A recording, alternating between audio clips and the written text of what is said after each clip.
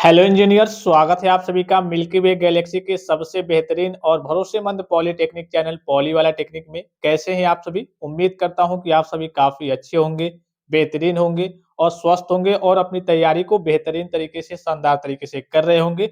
इस लेक्चर में हम स्टार्ट करने वाले हैं पॉलीटेक्निक सेकेंड सेमेस्टर का ऑल ब्रांच के बच्चों के लिए इन्वायरमेंटल साइंस अर्थात आपका जो पर्यावरण विज्ञान सब्जेक्ट है, इसको स्टार्ट करने वाले हैं। सिंपल, सरल और आसान भाषा में हम सारी चीज़ों को देखेंगे, सारी चीज़ों को समझेंगे। इसके अलावा अगर आपको सभी सब्जेक्ट के नोट्स, ई-बुक वगैरह, ओरिजिनल पेपर वगैरह, प्री बोर्ड के पेपर प्रैक्टिस के लिए सारी चीज़ें चाहिए तो आप पॉली वाला टेक्निक एप्लीकेशन से मिनिमम चार्जेज़ में प्ले स्टोर से जाकर के पॉली वाला टेक्निक एप्लीकेशन को डाउनलोड कर लेंगे और मिनिमम चार्जेज़ में सारी चीज़ों को प्राप्त कर सकते हैं। तो चलिए लेक्चर को स्टार्ट करते हैं। सबसे पहले हम सिलेबस की ओर चलते हैं। सिलेबस को देखते हैं कि आपको चैप्टर नंबर फर्स्ट में किन-किन टॉपिक्स को पढ़ना है। नए सिलेबस के अकॉर्डिंग हम सारी चीज़ों को देखने वाले हैं, सारी चीज़ों को पढ़ने वाले हैं और आपको रटने की ज़रूरत नहीं है। मैं बस आपके दिमाग में सारी चीज़ें फिट कर दूँगा, उसके बाद से आप खुद डेफिनिशन वगैरह बनाना जान जाएँगे और खुद सारी चीज़ों को लिख लेंगे, ठीक है? टोटल आपके देखिए नए सिलेबस के अकॉर्डिंग हम सारी चीज़ों को देखने वाले हैं। टोटल आपके 7 चैप्टर हैं। आपका इंट्रोडक्शन है, एयर पॉल्यूशन है, नॉइज़ पॉल्यूशन है, वाटर पॉल्यूशन है, सॉइल पॉल्यूशन है, डिज़ास्टर काजेज़ एंड हज़ार्ड्स है, फिर आपका डिज़ास्टर मैनेजमेंट है। टोटल आपके कितने चैप्टर्स हैं? 7 चैप्टर्स है। यूनिट्स की बात करें तो आपके 5 यूनिट है। ये जैसे आपका पहला इंट्रोडक्शन हो गया, दूसरा आपका एयर पॉल्यूशन और नॉइज़ पॉल्यूशन आपका एक ही में दिया है। फिर तीसरा आपका water pollution and soil pollution आपका एक ही में दिया है। यूनिट्स की बात करें, ठीक है? टोटल आपके 7 चैप्टर है, यूनिट आपके 5 है। चौथा आपका डिज़ास्टर काजेज़ एंड हज़ार्ड्स है और 5वां आपका डिज़ास्टर मैनेजमेंट है। तो इस लेक्चर में अर्थात इस वन शॉट में हम आपका जो यूनिट नंबर फर्स्ट है इंट्रोडक्शन, इसको हम कंप्लीट करने वाले हैं। इसको आप सिंपल, सरल और आसान भाषा में पढ़ने वाले हैं, देखने वाले हैं, समझने वाले हैं। तो चलिए लेक्चर को स्टार्ट करते हैं। अब यूनिट नंबर फर्स्ट के टॉपिक्स को देख लीजिए और मैं आपको बता दूं कि अगर आपको सभी सब्जेक्ट के नोट्स, प्री बोर्ड के पेपर, इंपॉर्टेंट क्वेश्चंस के पीडीएफ, ये सारी चीजें चाहिए तो आप पॉली वाला टेक्निक एप्लीकेशन से जाकर के मिनिमम चार्जेस में आप इन सारी चीजों को प्राप्त कर सकते हैं। यहाँ पे देखिए सबसे पहले आपको दिख रहा होगा इंट्रोडक्शन, अर्थात ये आपका चैप्टर नंबर फर्स्ट है। अब इसमें कौन-कौन से आपके टॉपिक्स हैं, तो बेसिक्स ऑफ इकोलॉजी के बारे में आपको पढ़ना है, इकोसिस्टम के कांसेप्ट के बारे में पढ़ना है, सस्टेनेबल डेवलपमेंट के बारे में पढ़ना है, resources renewable and non renewable के बारे में पढ़ना है, ग्लोबल वार्मिंग के बारे में पढ़ना है, climate change and its impact यानी कि जलवायु परिवर्तन और इसके प्रभाव के बारे में पढ़ना है, ग्रीन हाउस इफेक्ट के बारे में पढ़ना है, एसिड रेन के बारे में पढ़ना है, कांसेप्ट ऑफ ग्रीन बिल्डिंग के बारे में पढ़ना है और ग्राउंड वाटर मैनेजमेंट के बारे में पढ़ना है। अर्थात यहाँ पे हिंदी में दिख रहा होगा पारिस्थितिकी के मूल सिद्धांत क्या है, पारिस्थितिकी तंत्र की अवधारणा और सतत विकास के बारे में पढ़ना है, नवीकरणीय और गैर नवीकरणीय संसाधन के बारे में पढ़ना है, वैश्विक ताप वृद्धि के बारे में पढ़ना है, जलवायु परिवर्तन और इसके प्रभाव के बारे में पढ़ना है, ग्रीन हाउस प्रभाव के बारे में पढ़ना है और अम्लीय वर्षा के बारे में पढ़ना है और हरित भवन निर्माण की अवधारणा अर्थात कंसेप्ट के बारे में पढ़ना है और भूजल प्रबंधन यानी कि ग्राउंड वाटर मैनेजमेंट के बारे में पढ़ना है। सिंपल, सरल और आसान भाषा में हम एक-एक चीज़ों को समझेंगे, देखेंगे, उसके बाद से खुद आपको रटना नहीं है, आप खुद डेफिनिशन बना करके सारी चीज़ों को लिख पाएँगे, ठीक है? सबसे पहला क्या है आपका बेसिक्स ऑफ इकोलॉजी अर्थात इकोलॉजी के बारे में है, फिर उसके बाद से इकोसिस्टम के बारे में है, फिर सस्टेनेबल डेवलपमेंट के बारे में है। तो एक-एक करके हम चीज़ों को देखते चलते हैं, ठीक है? तो सबसे पहला है आपका इकोलॉजी। अब सबसे सरल, सिंपल और आसान भाषा में समझिए, अभी हम डेफिनिशन की ओर भी चलेंगे। सबसे पहले आप सिंपल, सरल और आसान भाषा में समझिए कि इकोलॉजी ग्रीक शब्द आइकोस और लोगोस से मिलकर बना है। आइकोस और लोगोस भी कह सकते हैं या फिर लॉजी भी कह सकते हैं। क्या कह सकते हैं कि जो आपका इकोलॉजी है, वो क्या किससे मिलकर के बना है? ग्रीक शब्द आइकोस, आइकोस ओ आई के ओ एस, आइकोस और लॉजी से मिलकर के बना है। आइकोस का मतलब होता है घर और यहाँ पे लॉजी का मतलब होता है अध्ययन अर्थात घर का अध्ययन। यहाँ पे घर से क्या मतलब है? घर का मतलब है यहाँ पे पृथ्वी का अध्ययन, ठीक है? इतना समझ गए कि इकोलॉजी ग्रीक शब्द आइकोस और लॉजी से मिलकर बना है, जिसका अर्थ है अपने घर का अध्ययन। अपना घर कौन-सा है यहाँ पे? तो घर यहाँ पे पृथ्वी की बात हो रही है, यहाँ पृथ्वी का अध्ययन। अब एक लाइन में समझिए, इकोलॉजी वह विज्ञान है जो जीवों और उनके पर्यावरण के बीच संबंधों का अध्ययन करता है। सबसे सिंपल डेफिनिशन। अब आसान भाषा में समझिए, अपनी भाषा में समझिए। भाई हम हो गए, आप हो गए, छोटे-मोटे कीड़े-मकोड़े हो गए, जितने जीव हो गए, जंतु हो गए, ठीक है? पेड़-पौधे हो गए और उनके भाई जो भी हैं आपके जीव-जंतु या फिर आप हैं या फिर पेड़-पौधे हैं, तो उनके बीच में कहिए कि वातावरण है, पर्यावरण है। तो जब भी हम कोई भी जीव हो, जंतु हो, जीव-जंतु और उनके बीच का जो पर्यावरण है, वातावरण है, उनके बीच का जब हम संबंध का अध्ययन करते हैं, संबंध का अध्ययन से क्या मतलब है कि भाई जीव-जंतु, पेड़-पौधे पर्यावरण में कैसे रहते हैं, कैसे खाते हैं, पर्यावरण से क्या नुकसान पहुँचता है, क्या लाभ पहुँचता है। इन चीज़ों के बारे में जब हम अध्ययन करते हैं तो वही हमारा क्या कहलाता है, इकोलॉजी अर्थात पारिस्थितिकी कहलाता है। एक बार और समझिए, यह क्या है, विज्ञान की एक शाखा है, आप विज्ञान की एक शाखा कह सकते हैं या फिर विज्ञान में आपके फिजिक्स आते हैं, केमिस्ट्री आते हैं, आपकी बायोलॉजी आते हैं, तो आप ये क्या है, जीव विज्ञान की एक शाखा है जिसके अंतर्गत हम जीव-जंतुओं, पेड़-पौधों और उनके बीच का जो पर्यावरण है, वातावरण है, उनके बीच में किस प्रकार का संबंध है, इसी का हम क्या करते हैं, अध्ययन करते हैं कि जैसे आपके कीड़े-मकोड़े या फिर जितने भी जीव-जंतु हैं, कैसे रहते हैं, कैसे खाते हैं, कैसे पीते हैं, उनका आपस में संबंध क्या है। इन्हीं सारी चीज़ों का जो अध्ययन होता है, वो क्या कहलाता है, इकोलॉजी कहलाता है। तो सिंपल शब्दों में आपको क्या याद रखना है, यह क्या है, इकोलॉजी क्या है, वह विज्ञान है जो जीवों और उनके पर्यावरण के बीच संबंधों का अध्ययन करता है। सबसे सिंपल, सबसे आसान डेफिनिशन है और आप अपने हिसाब से, कोई ज़रूरी नहीं है जो भी मैं आपको डेफिनिशन बताता हूँ या फिर कहीं से आप बुक से डेफिनिशन देखते हैं, वही लिखना है, नहीं।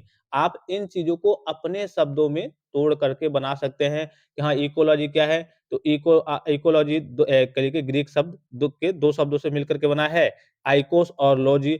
आइकोस का मतलब क्या होता है, घर, लॉजी का मतलब क्या होता है, अध्ययन, अर्थात घर का अध्ययन। घर से मतलब क्या है, यहाँ पे पृथ्वी का अध्ययन। अब इसमें पृथ्वी के अध्ययन में क्या है, तो जो एग्ज़ैक्ट डेफिनिशन है ये तो आप समझ गए कि हाँ, इकोलॉजी 2 शब्दों से मिलकर के बना है, आइकोस और लोगोस, जिसका मतलब होता है घर का अध्ययन और यहाँ पे घर क्या है, पृथ्वी है। अब एक लाइन में इसका डेफिनिशन देना होगा तो आप क्या कहेंगे कि पारिस्थितिकी वह विज्ञान है जो जीवों और उनके पर्यावरण के बीच संबंधों का अध्ययन कराता है। यहाँ पे जीवों में क्या आ जाएगा, जीवों में आप भी आ जाएँगे, आप भी जीव हैं। जीव मतलब जिसके अंदर जान है, ठीक है?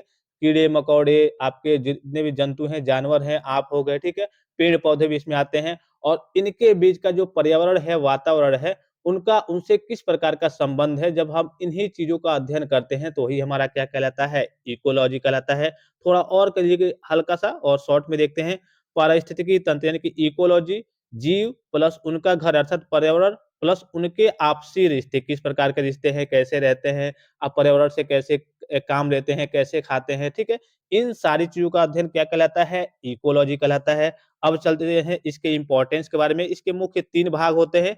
इकोलॉजी कब पॉसिबल है भाई, इसके मुख्य 3 भाग हैं कि हाँ, जीव रहने चाहिए, पर्यावरण रहने चाहिए और इनका आपसी संबंध। जीव में आपके सभी जीवित चीज़ें हो गई, उदाहरण आपका पेड़-पौधे क्या आते हैं, आपके जीवित माने जाते हैं, ठीक है? जानवर, कीड़े-मकोड़े, मनुष्य, बैक्टीरिया, ये सारी चीज़ें क्या हो गई, आपके जीव हो गए। फिर पर्यावरण हो गया, आपका एनवायरनमेंट हो गया, जीवों का कहिए कि घर या फिर कहिए कि जहाँ आस-पास वो जहाँ रहते हैं, ठीक है? उदाहरण के लिए आपका हवा, पानी, मिट्टी, तापमान, ये क्या हो गया, आपके आस-पास का पर्यावरण, वातावरण हो गया जिसमें आप रहते हैं, इनका उपयोग आप करते हैं और इनका आपसी संबंध, कौन किसको खाता है, कैसे रहता है, कैसे मदद करता है, कैसे दिखता है, कैसे एक-दूसरे पे निर्भर रहते हैं। ये सारे काम भाई पर्यावरण की सहायता से ही सारे काम वगैरह होते हैं, जितने भी जीव-जंतु होते हैं। अगर आपका पर्यावरण ना रहे, वातावरण ना रहे, हवा-पानी आपको ना मिले, तो आप रह नहीं पाएँगे। तो इन्हीं सारी चीज़ों का अध्ययन क्या कहलाता है, इकोलॉजी कहलाता है। तो इसके मुख्य भाग क्या हो गए कि हाँ भाई, जीव रहने चाहिए, उसके बाद से पर्यावरण रहना चाहिए और इनके बीच का जो आपसी संबंध है, उसको हमें देखना है। इन्हीं तीनों को मिला कर के आपका क्या बनता है, इकोलॉजी बनता है।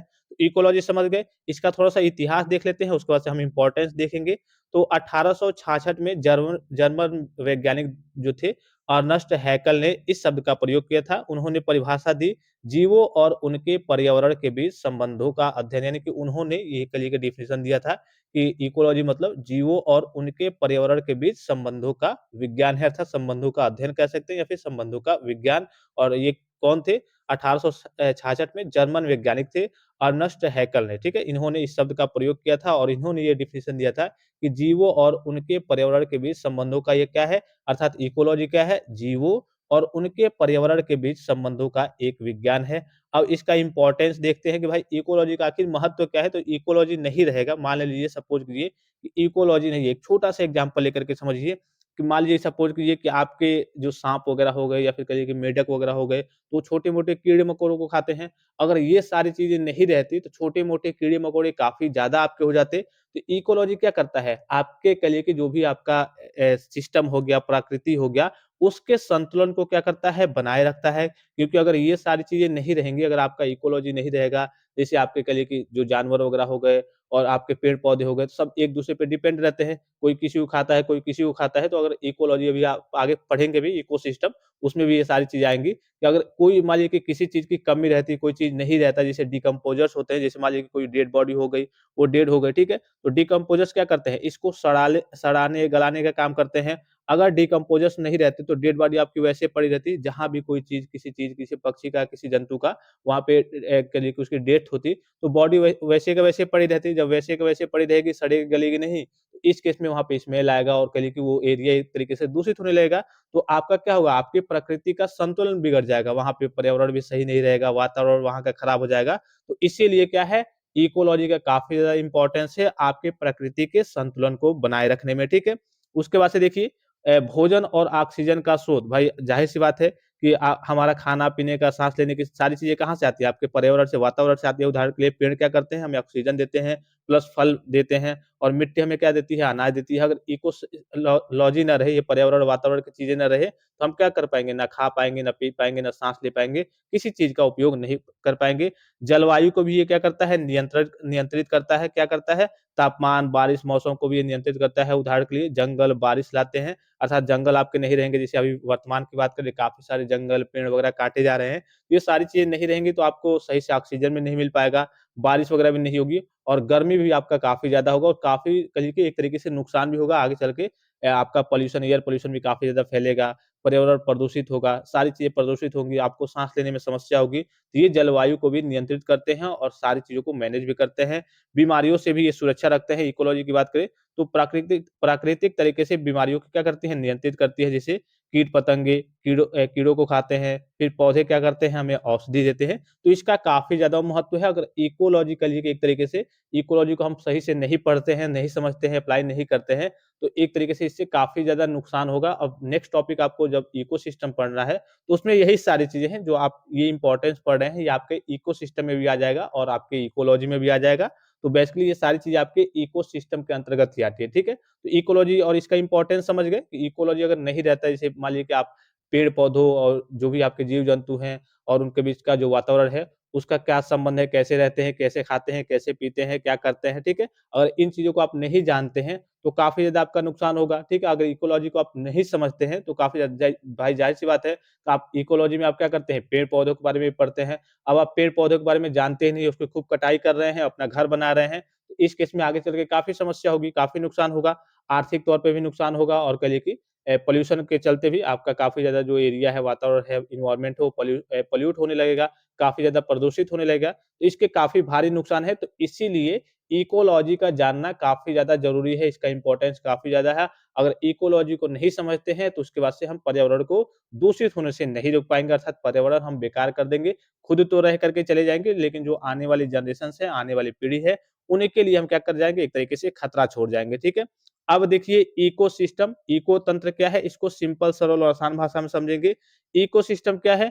प्रकृति का एक ऐसा समुदाय या फिर हिस्सा है जहाँ सभी सजीव जहाँ सजीव यानी कि जीव-जंतु जिसमें कहिए कि जान होता है, सजीव जीव-जंतु, पेड़-पौधे और निर्जीव हवा, पानी, मिट्टी, जलवायु एक-दूसरे से जुड़कर और एक-दूसरे पर निर्भर रहकर जीवन का चक्र चलाते हैं और पर्यावरण का संतुलन बनाए रखते हैं। जैसे एग्ज़ाम्पल के थ्रू मैंने अभी आपको बताया था कि जो छोटे-मोटे आपके कीड़े-मकोड़े हो गए, अगर मान लीजिए कि आपके साँप, मेंढक ये आपके नहीं रहते, तो ये कीड़े-मकोड़े आपके काफ़ी ज़्यादा हो जाते, आपके बिल्ली वगैरह सॉरी चूहे वगैरह मतलब छोटे-मोटे कीड़े-मकोड़े काफ़ी ज़्यादा हो जाते। तो इससे क्या होता, अनाज वगैरह, खेती वगैरह में आपको काफ़ी समस्या होती। ये भारी मात्रा की बात कर रहा हूँ, अगर मान लीजिए कि नहीं होते आपके साँप, मेंढक या फिर जो आपके पक्षी वगैरह होते हैं, जो कीड़े-मकोड़ों को खाते हैं, तो इससे कीड़े-मकोड़ों की संख्या काफ़ी ज़्यादा होती है, बहुत ज़्यादा हो जाती है। तो ना ही आप अनाज का यूज़ कर पाते, खेतों में आपकी फसलें होती ही नहीं, सब कीड़े-मकोड़े खा जाते।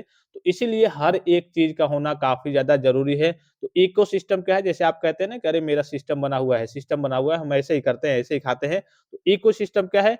एक प्राकृतिक इकोसिस्टम क्या है? इकोसिस्टम प्रकृति का एक क्षेत्र या समुदाय है जहाँ सजीव सजीव में क्या हो जाएगा आपका? जीव-जंतु, पेड़-पौधे और निर्जीव चीज़ें एक-दूसरे से जुड़कर, एक-दूसरे पर निर्भर रहकर जीवन का चक्र चलाते हैं, खाते-पीते रहते हैं, पर्यावरण का यूज़ करके, वातावरण का यूज़ करके और पर्यावरण का संतुलन बनाए रखते हैं। मेन यही है कि पर्यावरण का संतुलन बनाए रखते हैं। भाई इकोसिस्टम नहीं है, कोई सिस्टम ही नहीं है किसी चीज़ का, तो क्या हो जाएगा? उसका संतुलन पूरा बिगड़ जाएगा। तो इकोसिस्टम एक पूरा सिस्टम है। अभी मैं आपको यहाँ से डायग्राम के माध्यम से समझा दे रहा हूँ। जैसे यहाँ पे आपको दिख रहा होगा, आपने देखा होगा, जैसे मान लीजिए कि आपके पास, सपोज़ कीजिए कि आपके पास क्या है, पेड़-पौधे, घास-फूस है, तो इसको कौन खाते हैं? आपके ग्रासहॉपर, सुग्गा और जो टिड्डा जिसे कहते हैं, वो खाते हैं। फिर अब इनको कौन खाने वाला चाहिए? मान लीजिए कि अगर सपोज़ कीजिए कि ये सारी चीज़ें नहीं है, तो ये काफ़ी भारी मात्रा में, अधिक मात्रा में हो जाएँगे, तो इनको भी खाने के लिए कोई है, तो इनको खाना कौन खाता है? ये जो बर्ड्स वगैरह होती हैं, इनको खाते हैं। अब इनकी भी अधिकता अगर बहुत ज़्यादा हो जाती है, अगर इसके आगे वाली चीज़ें नहीं रहती हैं, तो इनको खाने वाली ये चीज़ें होती हैं, ठीक है? तो इनको हम क्या कहते हैं? इनको प्राइमरी कंज्यूमर कहते हैं, जो क्या करते हैं? पेड़-पौधों से क्या करते हैं? भोजन लेते हैं, अर्थात कहिए कि जो भी आपके प्रोड्यूसर्स होते हैं, जो खुद स्वयं अपना भोजन वगैरह बनाते हैं, जैसे पेड़-पौधे हो गए, इनसे क्या करते हैं? जो आपके प्राइमरी कंज्यूमर होते हैं, आपके प्राथमिक उपभोक्ता होते हैं, ये भोजन यहाँ से प्राप्त करते हैं। फिर आपके आते हैं सेकेंडरी कंज्यूमर, जैसे बर्ड्स वगैरह हो गए, तो ये क्या करते हैं? प्राइमरी कंज्यूमर को खाते हैं। फिर उसके बाद से आ गए आपके टर्टरी कंज्यूमर, ये क्या करते हैं? आपके जो भी सेकेंडरी कंज्यूमर है, उनको खाते हैं। और फिर आते हैं सबसे ऊपर वाले, जो कह लीजिए कि एकदम तगड़े वाले कह सकते हैं, शाकाहारी होते हैं। इनको जल्दी कोई खाता नहीं है। जैसे आपके बाज वगैरह हो गए, चील वगैरह हो गए, उल्लू वगैरह हो गए, तो इनको जल्दी कोई अटैक नहीं कर पाता। ये भी शाकाहारी होते हैं, लेकिन अव्वल दर्जे के, सबसे ऊपरी स्तर के, ये कह लीजिए कि एक तरीके से शाकाहारी होते हैं। एक तरीके से मतलब एपेक्स प्रेडेटर होते हैं। इनको मतलब इनको ना ही कोई जल्दी हमला कर पाता है। जैसे आपके शेर हो गए, बाघ हो गए, आपके कह लीजिए कि उल्लू हो गए, ठीक है? चील हो गए, बाज हो गए, इन पे जल्दी कोई हमला नहीं कर पाता है। ये उच्च लेवल के शाकाहारी होते हैं। तो इनका कहिए कि निपटारा कैसे होता है? तो ये जब कहिए कि इनकी डेथ वगैरह हो जाती है किसी कारणवश, या फिर इनको उम्र हो गई जो भी, तो उसके बाद से इनका निपटारा कौन करते हैं? आपके मशरूम जो डिकम्पोज़र्स होते हैं, वो क्या करते हैं? इनको सड़ाना, डिकम्पोज़र्स क्या करते हैं? इनको सड़ाने, गलाने का काम करते हैं। सड़ा-गला करके फिर मिट्टी में मिला देंगे, फिर पोषक तत्व तो आपका तैयार होगा। फिर से उसका क्या हो जाएगा? उससे आपके फूल, पत्ते, पेड़-पौधे, घास वगैरह निकलना स्टार्ट हो जाएँगे। तो ये क्या है? एक चक्र चलता रहेगा। क्या होगा? एक चक्र चलता रहता है हमेशा के लिए। इसी के लिए हर एक फ़ील्ड में एक चक्र चलते रहता है। तो यही चक्र एक क्या कहलाता है? हमारा सिस्टम कहलाता है, अर्थात इकोसिस्टम कहलाता है, जो हमारे पर्यावरण को, वातावरण को क्या करता है? संतुलन में बनाए रखता है। अगर ये सिस्टम नहीं रहे, मान लीजिए कि यहाँ तक चीज़ें चल रही हैं, ठीक है, ठीक है?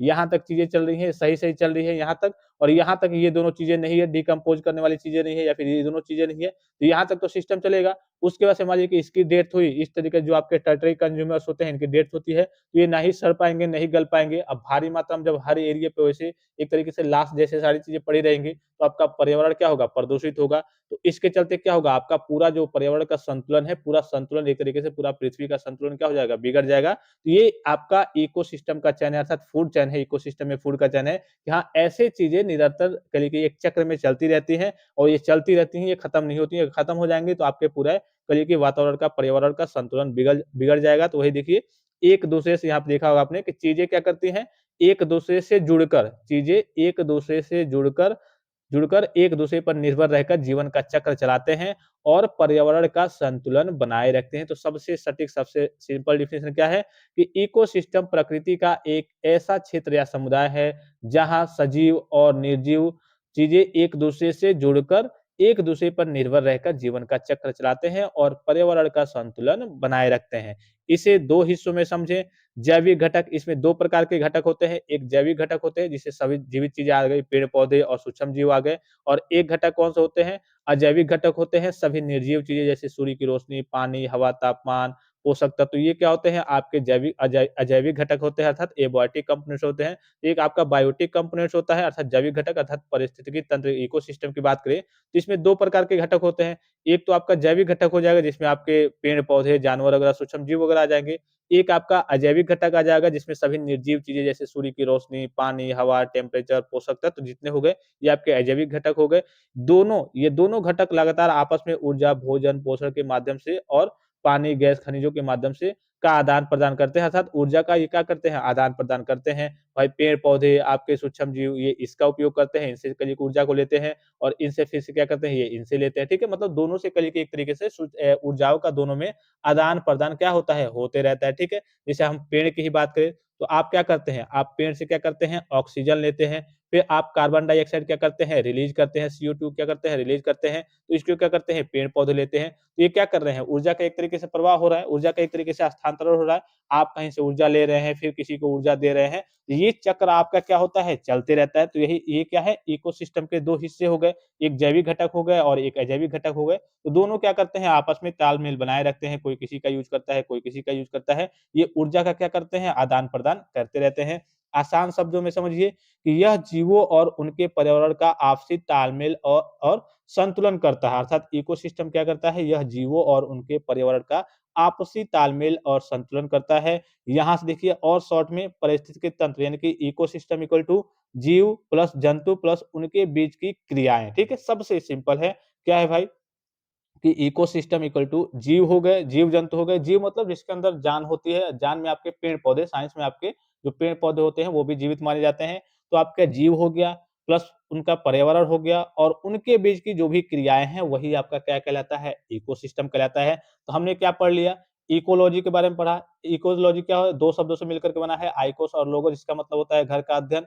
तो इकोलॉजी में क्या होता है कि आप चीज़ों को पढ़ते हैं, जो भी आपके जीव-जंतु, पेड़-पौधे हो गए, उनका आपस में किस प्रकार का संबंध है, इसी चीज़ का जब हम अध्ययन करते हैं कि वो कैसे रहते हैं, कैसे खाते हैं, वही हमारा इकोलॉजी कहलाता है। इकोसिस्टम क्या है? एक प्रकार का सिस्टम बना हुआ है कि हाँ, जो भी आपके निर्जीव चीज़ें हो गई या फिर सजीव चीज़ें हो गई, वो आपस में कैसे जुड़ी हैं, एक-दूसरे पे कैसे निर्भर रहती हैं, कैसे खाते-पीते हैं और कैसे पर्यावरण को, वातावरण को संतुलित बनाए रखते हैं। ये आपका एक सिस्टम है जिसको हम इकोसिस्टम कहते हैं, ठीक है? और सिंपल सरल और आसान भाषा में कई सारी चीज़ें मैंने आपको लिखी, ये भी आपका डेफिनिशन है, ये भी आपका डेफिनिशन है, ये भी सरल शब्दों में समझने के लिए आपका, ठीक है? और इसके 2 प्रकार के घटक होते हैं, जैविक घटक हो गया और अजैविक घटक हो गया और इन दोनों में ऊर्जा का प्रवाह लगातार होते रहता है, ठीक है? जैविक घटक में आपके कौन-कौन से आ जाते हैं, जो जीवित होते हैं, पेड़-पौधे, जानवर, सूक्ष्म जीव, ठीक है? मनुष्य हो गया, ठीक है? उसके अंदर भी जान होती है, ये जैविक घटक होते हैं। अजैविक घटक मतलब सभी निर्जीव चीज़ें, जैसे सूर्य की रोशनी हो गया, पानी, हवा, ये तापमान वगैरह, पोषक तत्व वगैरह, ये आपके अजैविक घटक हो जाएँगे। इतनी सारी चीज़ों को समझ गए। अब देखिए वही पारिस्थितिकी तंत्र यानी कि कंपोनेंट्स ऑफ इकोसिस्टम, वही मैंने आपको बताया कि 2 घटक होते हैं। एक आपका होता है जैविक घटक, दूसरा आपका होता है अजैविक घटक। तो जैविक घटक वो सभी निर्जीव चीज़ें होती हैं, अजैविक घटक सभी निर्जीव चीज़ें होती हैं, जैसे आपका सूर्य का प्रकाश हो गया, टेम्परेचर हो गया, मिट्टी हो गया, पानी हो गया, ऑक्सीजन हो गया, कार्बन डाइऑक्साइड हो गया, ठीक है? पानी, हवा, मिट्टी, चट्टान, ये सभी आपके अजैविक घटक हो गए, इसमें आपको बताने की ज़रूरत नहीं है। जैविक घटक में क्या होते हैं, आप जिनके अंदर करिए कि एक तरीके से जीव होता है, जान होता है, जैसे पेड़-पौधे आपके साइंस में मैं फिर से बता रहा हूँ रिपीट करके कि पेड़-पौधे आपके जीवित कहिए कि बायोटिक कंपोनेंट्स माने जाते हैं, जैविक घटक माने जाते हैं, साइंस की बात करें तो, ठीक है? तो पेड़-पौधे, मानव, कीड़े-मकोड़े, जीव-जंतु, जानवर, ये सब सभी आपके क्या हो गए?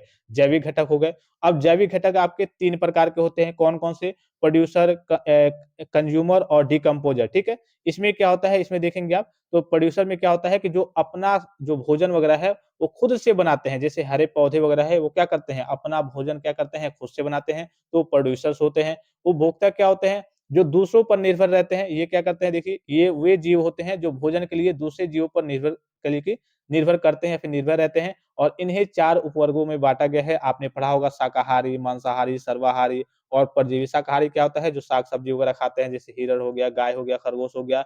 और फिर आपका मांसाहारी क्या होता है, जो दूसरों से कहिए कि जानवरों का मांस वगैरह खाते हैं, जैसे आपके शेर वगैरह, चीता वगैरह, बाज वगैरह हो गए। सर्वाहारी जैसे पौधे और मांस दोनों जो खाते हैं, इंसान हो गया, कौवा हो गया, भालू हो गया। और परजीवी क्या होते हैं, दूसरों जीवों के शरीर से पोषण प्राप्त करते हैं। उदाहरण के लिए आपका अमरबेल हो गया और टेपवर्म हो गया, ठीक है? ये आपके कंज्यूमर्स होते हैं। इसमें आपने पढ़ा होगा, अभी ऊपर आपने देखा, प्राइमरी कंज्यूमर, तो जो शाकाहारी वाले होते हैं प्राइमरी कंज्यूमर, फिर आपके सेकेंडरी कंज्यूमर, फिर आपके टर्टियरी कंज्यूमर, ठीक है? इस प्रकार से होते हैं। अभी मैं आपको डायग्राम की सहायता से एक बार फिर आपको बताऊँगा।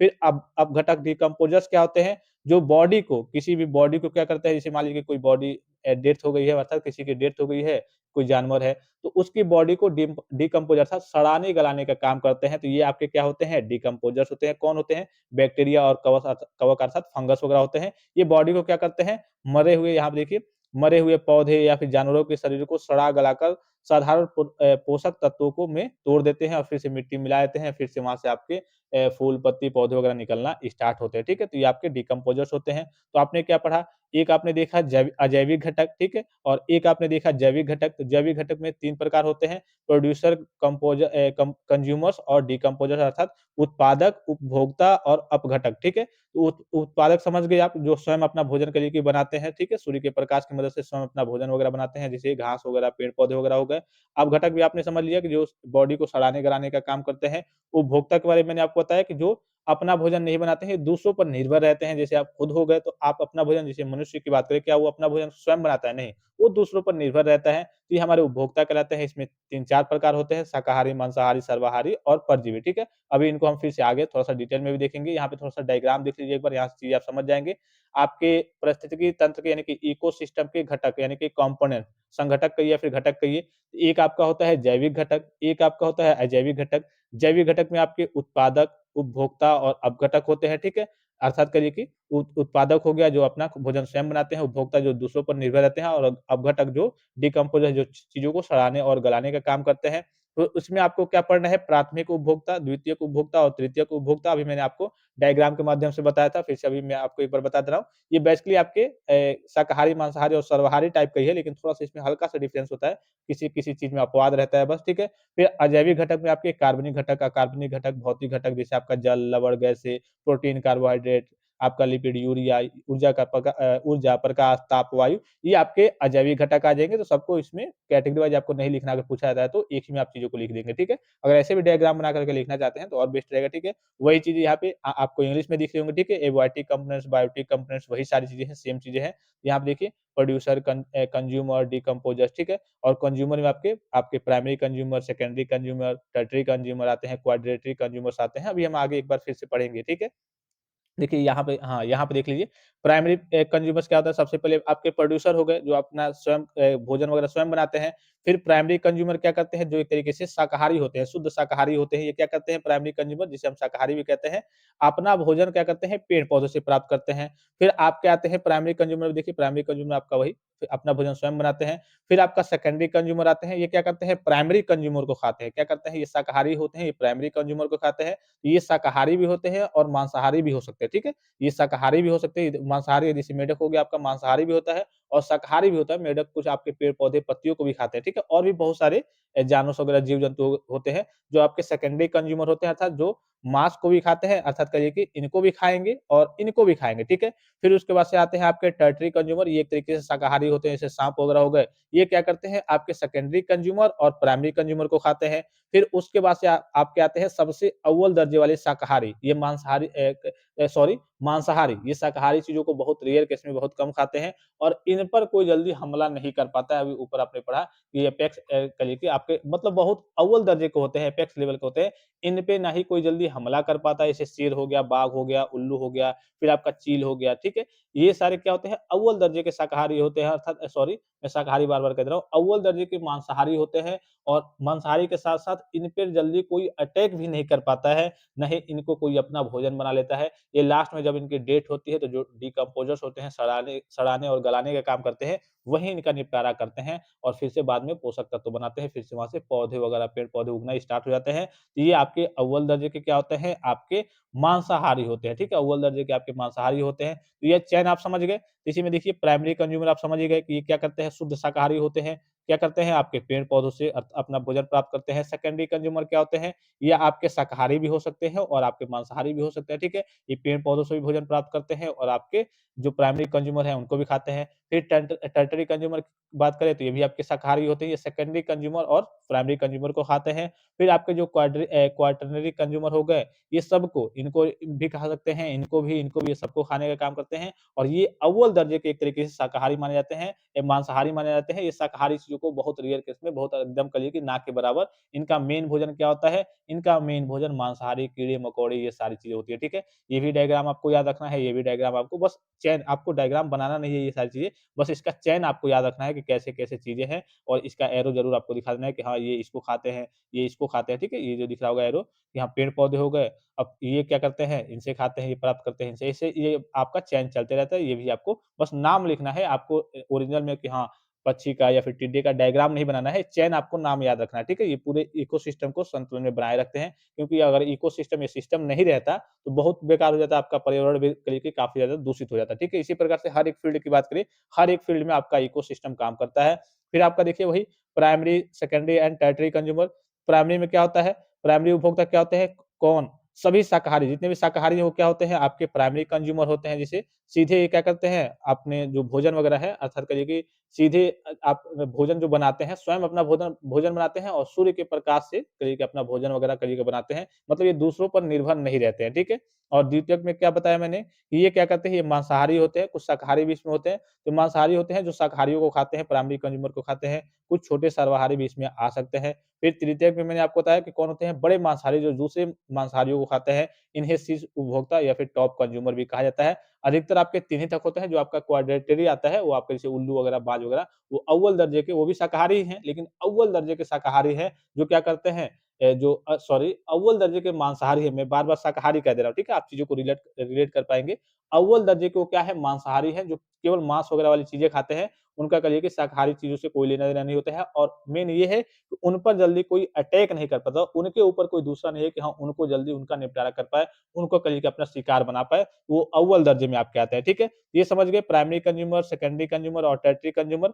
यहाँ आप देखिए आसान खाद्य श्रृंखला क्या है, जैसे एक सिंपल की बात करें वही ऊपर आपने डायग्राम में देखा, घास हो गया उसको सुग्गा और टिड्डा खाएँगे, फिर इनको मेढक वगैरह खा लेते हैं, फिर इनको आप साँप वगैरह खाते हैं, फिर इनको खाने वाले आपके बाज वगैरह होते हैं। ये बाज हो गया साँप को भी निपटारा कर सकता है, मेढक को भी निपटारा कर सकता है और टिड्डा का भी निपटारा कर सकता है। तो ये अव्वल दर्जे के आपके क्या होते हैं, मांसाहारी तो होते ही होते हैं, इसके साथ-साथ इनका निपटारा जल्दी करने वाला कोई इसके ऊपर नहीं होता है, ठीक है? ये अव्वल दर्जे के आपके मांसाहारी होते हैं, ठीक है?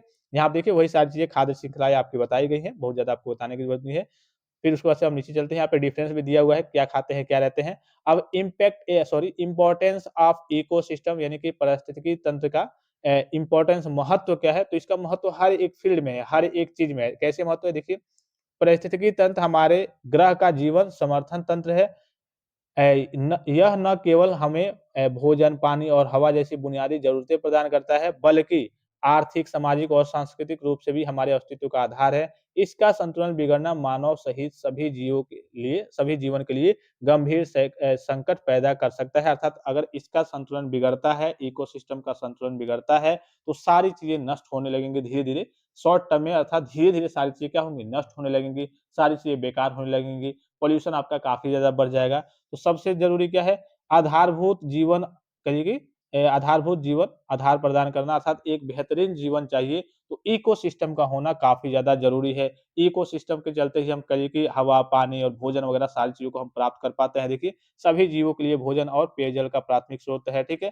फिर उसके बाद से आपका वायु शुद्धिकरण, पौधे कार्बन डाइऑक्साइड लेकर ऑक्सीजन छोड़ते हैं, वायु को शुद्ध करते हैं। आवास की बात करें तो सभी जीव-जंतुओं पे पक्षियों और सूक्ष्म जीवों को रहने का स्थान प्रदान करता है। ये सारी चीज़ें इकोसिस्टम के चलते ही हमें मिल पाती हैं। अगर कोई सिस्टम नहीं रहता, कोई कहिए कि इसका एक तरीके से तरीका नहीं रहता, कोई संतुलन नहीं रहता, जब पे संतुलन नहीं रहेगा सब चीज़ों में, हर एक चीज़ में, पर्यावरण में, वातावरण में आपस में तालमेल नहीं रहेगा, तो सारा सिस्टम क्या हो जाएगा, डगमगा जाएगा और पृथ्वी एक तरीके से रहने लायक नहीं रहेगा। तो ये हमें क्या करता है, आधारभूत जीवन आधार कहिए कि आधारभूत जीवन का आधार प्रदान करता है। फिर उसके बाद से पारिस्थितिकी संतुलन बनाए रखता है, वही मैंने आपको बताया कि ये संतुलन बनाए रखता है। जीव-जंतु और पर्यावरण सब आपस में तालमेल करके चीज़ों को खाते हैं, चीज़ों को समझते हैं, रहते हैं। ये क्या करते हैं, तालमेल बनाए रखते हैं अर्थात इकोलॉजी संतुलन बनाए रखता है, पारिस्थितिकी संतुलन बनाए रखता है अर्थात बनाए रखने का काम करता है। फिर मानव अर्थव्यवस्था एवं कल्याण के लिए, जैसे मान लीजिए कि आप क्या करते हैं, आप कच्चे माल वगैरह जैसे लकड़ी हो गया, रबड़ वगैरह हो गया, औषधि वगैरह हो गया, इन सारी चीज़ों का यूज़ करते हैं, फिर उसके बाद से कई सामान वगैरह बनाते हैं, संसाधन वगैरह बनाते हैं। कृषि का आधार भी है उपजाऊ मिट्टी, मिट्टी भी आपको चाहिए, ठीक है? ये आपके अजैविक सब घटक हैं। परागण करने वाले कीट वगैरह, अनुकूलन जलवायु कृषि के लिए आवश्यक वगैरह होते हैं। कई सारे कीड़े-मकोड़ा वगैरह होते हैं और कई सारी चीज़ें होती हैं जो जलवायु के लिए भी और कृषि के लिए भी आवश्यक होते हैं। आजीविका करोड़ों लोगों, किसानों, मछुआरे, वनस्पति की आजीविका इन्हीं तंत्रों पर निर्भर है, यानी कि बहुत सारे करोड़ों लोग हैं, जैसे किसान हो गए, मछुआरे हो गए, ये क्या करते हैं नेचर पे ही निर्भर रहते हैं। जैसे मान लीजिए कि सपोज़ कीजिए कि जो किसान है कोई, अब कृषि की ही बात करें, कीड़े-मकोड़े काफ़ी ज़्यादा हो गए हैं, इकोसिस्टम आपका संतुलन में नहीं है, तो कृषि कर ही नहीं पाएँगे, तो भाई उनका काफ़ी नुकसान होगा, कोई उनका काम ही नहीं हो पाएगा, वो बेचारे एक तरीके से भूखे मरने लगेंगे धीरे-धीरे। तो इकोसिस्टम का हर जगह पे इम्पोर्टेंस है। पर्यावरणीय सुरक्षा की बात हो जहाँ पे, ठीक है? सारी चीज़ें मैं आपको पढ़ के नहीं बताऊँगा, सुरक्षा में भी इकोसिस्टम का महत्व है। आनुवांशिक विविधता का भंडार, जैसे आपने देखा होगा विभिन्न प्रजातियों के जीवन का विशाल भंडार, अगर विभिन्न प्रजातियों की बात करें, हर एक फ़ील्ड की बात करें, मानव समाज की बात करें या फिर कीड़े-मकोड़े की बात करें, अनेक प्रजातियों की बात करें तो अगर इकोसिस्टम संतुलन में नहीं रहता, तो कई सारी चीज़ें बिगड़ जाती, कई सारी चीज़ों का जो आनुवांशिक चीज़ें हैं, वो नष्ट होने लगती, ठीक है? उनका भी एक तरीके से आगे चल के जीवन का यापन नहीं हो पाता, वो नष्ट होने लगती, ठीक है? और भविष्य में नई दवाओं वगैरह बनती हैं, फसलों आदि का स्रोत हो सकते हैं, जिससे कई सारे फसलें वगैरह नई-नई आ रही है या फिर दवाई बन रही हैं, ये क्या होती हैं? आपके इकोसिस्टम के चलते ही बन पाती है या फिर इकोसिस्टम के यूज़ की सहायता से अर्थात इसके इकोसिस्टम के रहने पर ही ये सारी चीज़ें बन पाती हैं अर्थात सारी चीज़ों का लाभ वगैरह हम प्राप्त कर पाते हैं, ठीक है? फिर उसके बाद से देखिए सांस्कृतिक एवं सौंदर्य महत्व, जैसे आपके धार्मिक वगैरह या फिर कई सारे पेड़-पौधे वगैरह, नदी वगैरह हो गए, ये क्या है एक सांस्कृतिक का महत्व है, जैसे आप मनाली वगैरह, कश्मीर वगैरह का नाम सुने होंगे जहाँ पेड़-पौधे या फिर कहिए कि बहुत सारे इलाके हैं, बहुत सारी जगह है जहाँ पे पेड़-पौधे हैं और वहाँ पे का उस एक एक तरीके से वहाँ का नेचर कहिए कि अच्छा है, नेचर मतलब वहाँ का एक तरीके से जो व्यू है वो काफ़ी तगड़ा है, काफ़ी अच्छा है, जहाँ पेड़-पौधे, नदियाँ, झरना, पहाड़ वगैरह, ठीक है? फ्लावर वगैरह ये सारी चीज़ें हैं, तो सांस्कृतिक सौंदर्य भी है, इसका भी एक महत्व है। फिर अपशिष्ट प्रबंधन एवं पोषक पुनर्चक्र यानी कि ये क्या करता है, कचरों को सड़ाने, गलाने का भी काम करता है, अर्थात जो भी कचरे वगैरह हो गए, उनका भी ये प्रबंध करता है। इसमें भी आपके इकोसिस्टम का काफ़ी ज़्यादा महत्व है, काफ़ी ज़्यादा इम्पोर्टेंस है। इतना पढ़ लिया हमने, इकोलॉजी पढ़ लिया, इकोसिस्टम पढ़ लिया, उसके इकोसिस्टम में हमने जैविक घटक और अजैविक घटक को भी देख लिया, primary consumer, secondary consumer, tertiary consumer इसको भी देख लिया, ठीक है? अर्थात कहिए कि प्रोड्यूसर, कंज्यूमर और आपका जो भी आपके प्राइमरी कंज्यूमर थे, सेकेंडरी और उसके बाद से डिकम्पोज़र भी हमने देखा। फिर उसके बाद से हमने इसका इम्पोर्टेंस देख लिया कि इम्पोर्टेंस क्या है। आप अपने मन से कोई ज़रूरी नहीं है कि यही आपको इम्पोर्टेंस लिखना है, आप अपने मन से जितना टॉपिक इसमें आप हज़ारों टॉपिक बना सकते हैं, कि हाँ, इस फील्ड में इसका महत्व है, इस फील्ड में इसका महत्व है। हर एक फील्ड में आपके इकोसिस्टम का महत्व है। बिना इकोसिस्टम के आपकी जो पृथ्वी है एक तरीके से डगमगा जाएगी, संतुलन में नहीं रह पाएगी। फिर उसके बाद से आता है आपका सतत विकास, यानी कि जिसे हम टिकाऊ विकास कहते हैं, सस्टेनेबल डेवलपमेंट कहते हैं। ये क्या होता है भाई चीज़ सिंपल सरल और आसान भाषा में समझिए कि एक तरीके से हम मान लीजिए कि पर्यावरण, वातावरण की चीज़ों का जो चीज़ें हमें फ्री में मिल रही हैं पर्यावरण में, पृथ्वी पे, वातावरण में, जैसे पेड़ का ही एग्ज़ाम्पल ले लीजिए, हम इसका उपयोग करें, ठीक है? हमें घर बनाना है, हम एक जंगल को काट दिए, एक बागीचे को काट करके हम अपना क्या कर लिए, घर बना लिए। लेकिन इसके साथ-साथ हमें ये भी ध्यान रखना है कि पृथ्वी को नुकसान ना हो और आने वाली जनरेशन को कोई दिक्कत ना हो पृथ्वी पे, तो इसके लिए हम जितना पेड़ काट रहे हैं, उतना पेड़ हमें लगाना भी चाहिए, ठीक है? यही हमारा क्या है, सतत विकास है। सतत विकास का मतलब क्या है? आप अपनी ज़रूरतों को पूरा कीजिए, जो भी आपकी ज़रूरतें हैं, तो प्रकृति की चीज़ें लेकर के जैसे पेड़-पौधों को काट करके वहाँ पे आपने अपना घर बना लिया। लेकिन आने वाली जनरेशन के लिए क्या करना होगा? आपको उसकी उसकी भी देखभाल करनी है, तो इसके लिए आप पेड़ काट रहे हैं, तो कुछ पेड़ आप लगा भी दीजिए। यही आपका सतत विकास होता है। ऐसा नहीं कि आप पेड़ काट रहे हैं, पेड़ काट करके आपने अपना घर बना लिया, हम रह लिए, आने वाली जनरेशन अपना देखेगी, जैसे रहना होगा रहेगी, नहीं।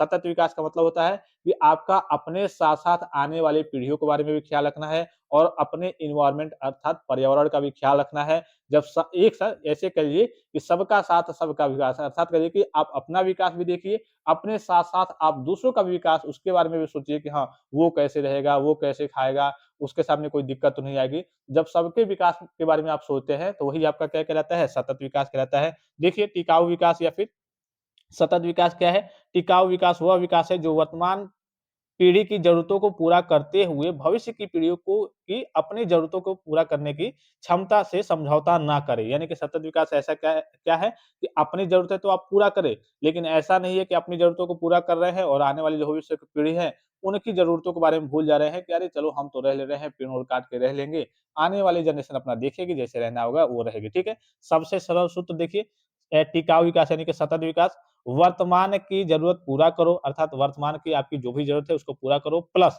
भविष्य के संसाधन बचाओ, भविष्य के जितने भी संसाधन हैं उनको बचाओ कि हाँ, आने वाले जनरेशन के लिए कोई नुकसान ना हो, कोई दुविधा ना हो, वो आराम से वो भी रहे जैसे आप रह रहे हैं, वो भी आराम से रहे। पता ये चलता है कि आप पेड़-पौधे या फिर जितने भी रिसोर्सेज़ वगैरह हैं, पेट्रोलियम वगैरह है, पेट्रोल, डीज़ल, उनका आप भारी मात्रा में यूज़ कर रहे हैं या फिर कहिए कि कहिए एनवायरनमेंट को पॉल्यूशन करने का ही काम है कि आप पॉल्यूट कर रहे हैं खूब ज़्यादा, चलिए हम तो रह लेंगे, कोई दिक्कत नहीं है। जैसे अभी दिल्ली का हाल आपने सुना होगा, देखा होगा। लेकिन आने वाले भविष्य में क्या होगा, जो आने वाली पीढ़ियाँ हैं, उनका काफ़ी ज़्यादा नुकसान होगा। तो सतत विकास से मतलब क्या है कि आप वर्तमान की ज़रूरतों को पूरा करें। जैसे आपको घर बनाना है, पेड़ काट करके बागीचा काट दिया, आपने घर बना लिया, लेकिन उसके साथ कुछ पेड़ आप लगा भी दीजिए कि हाँ, जितना आपने कहिए कि डैमेज किया, वो पर्यावरण को एक तरीके से नुकसान पहुँचाया, उतना आपने भरपाई अभी कर दिया। भरपाई आप साइड-साइड में आप घर के आस-पास ही या फिर एक छोटा और बागीचा बना लीजिए। चलिए आपने 5 पेड़ काटा, 5 में चलिए आप 5 नहीं लगा पा रहे हैं, कम से कम 3 तो लगा देते, ठीक है? लेकिन ऐसा कोई कर नहीं रहा है। आप अपने मतलब सब फ़ायदे के लिए सोच रहे हैं, अपना घर बन गया या फिर जो भी काम करना, अपनी फैक्ट्री खोलनी है, जो भी करना हो,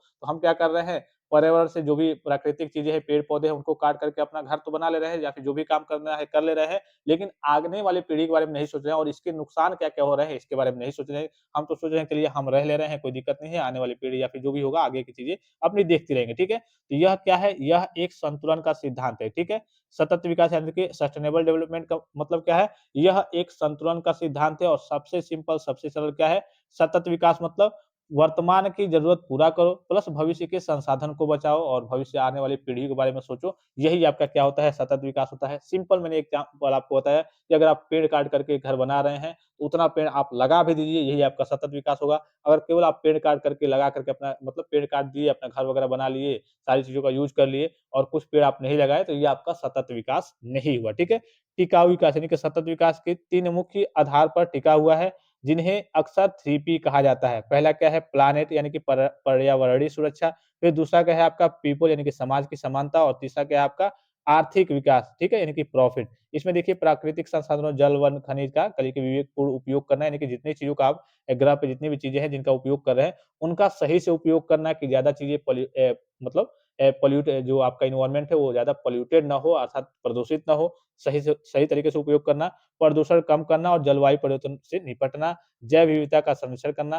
फिर उसके बाद से दूसरा है आपका लोग, लोग में आपका सामाजिक जैसे समानता हो गई, कि सभी के लिए बुनियादी ज़रूरतें रोटी, कपड़ा, मकान, शिक्षा कह कि पूरा करना, गरीबी दूर करना और सामाजिक न्याय सुनिश्चित करना और लैंगिक समानता और मतलब लैंगिक समानता और सबके लिए कह लीजिए कि अवसर वगैरह प्रदान करना। फिर उसके बाद से आपका आता है लाभ, आर्थिक विकास, ऐसी आर्थिक प्रगति जो नौकरियाँ पैदा करे और जीवन स्तर ऊँचा कहिए कि बढ़ाए अर्थात कहिए कि ऊँचा करे। लेकिन यह विकास पर्यावरण और समाज को नुकसान पहुँचाए बिना हो, यानी कि ऐसा चीज़ें आपको करनी है कि चलिए आप लोगों को रोज़गार भी दे दें कि लोग रह ले, खा ले, पी ले, लेकिन इस तरीके से नहीं कि जैसे आप मान लीजिए कि फैक्ट्री लगाते हैं, फैक्ट्री में काफ़ी ज़्यादा देखिए बहुत सारी फैक्ट्री वगैरह होती है, इसमें बहुत ज़्यादा फ्यूल वगैरह कहिए कि खर्च होता है, धुआँ वगैरह निकलता है, तो ये आपके पर्यावरण को नुकसान भी पहुँचाता है। तो आपको ऐसा काम करना है कि आप लोगों को रोज़गार भी दे दें और ज़्यादा पर्यावरण दूषित भी ना हो, प्रदूषित भी ना हो कि आने वाली जनरेशन के लिए कोई खतरा ना हो। तो ये आपके जो आपका कहिए कि सतत विकास हो गया, सस्टेनेबल डेवलपमेंट हो गया। तो इसके 3 क्या थे? 3 मुख्य पॉइंट्स थे, मुख्य विचार थे कि हाँ, आप क्या कीजिए कि भाई ऐसा काम कीजिए, पहले तो आप चीज़ों का यूज़ कर रहे हैं पर्यावरण से सारी चीज़ों को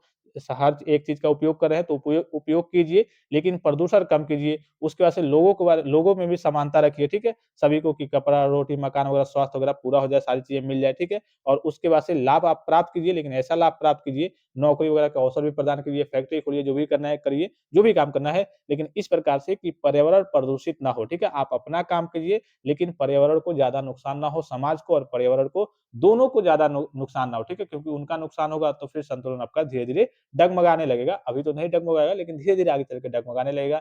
जितना ज़्यादा आपका कहिए कि आपकी सिटी हो गई या फिर जो भी आपका कंट्री हो गया, वो पॉल्यूट होने लगेगा तो आगे चल के समस्या आ जाएगी। जैसे अभी एक छोटा-सा एग्ज़ाम्पल ले लीजिए कि आप जहाँ रहते हैं वहाँ पे पॉल्यूशन इतना ज़्यादा हो गया है और आपकी ज़मीन कई एकड़ वहाँ पे है। लेकिन उस ज़मीन की कोई वैल्यू नहीं रह जाएगी जब वहाँ पे कहिए कि इतना पॉल्यूशन हो जाएगा जैसे दिल्ली का ये अभी हाल है। जब पॉल्यूशन काफ़ी ज़्यादा बढ़ने लगेगा तो वहाँ पे कोई जाएगा नहीं, कोई रहने लायक होगा नहीं, तो आपका संतुलन डगमगा जाएगा और आपकी जो भी चीज़ें हैं उसका कोई एक तरीके से मोल नहीं रह जाएगा वहाँ पे कि भाई यहाँ तो खराब है एनवायरनमेंट यहाँ पे काफ़ी खराब है, यहाँ ज़मीन लेने से क्या फ़ायदा है? तो आप ऐसा काम करें कि हाँ, चलिए आप अपना काम करके अपना लाभ प्राप्त कर रहे हैं, रह रहे हैं जैसे भी, लेकिन पर्यावरण को ज़्यादा नुकसान ना हो, ठीक है?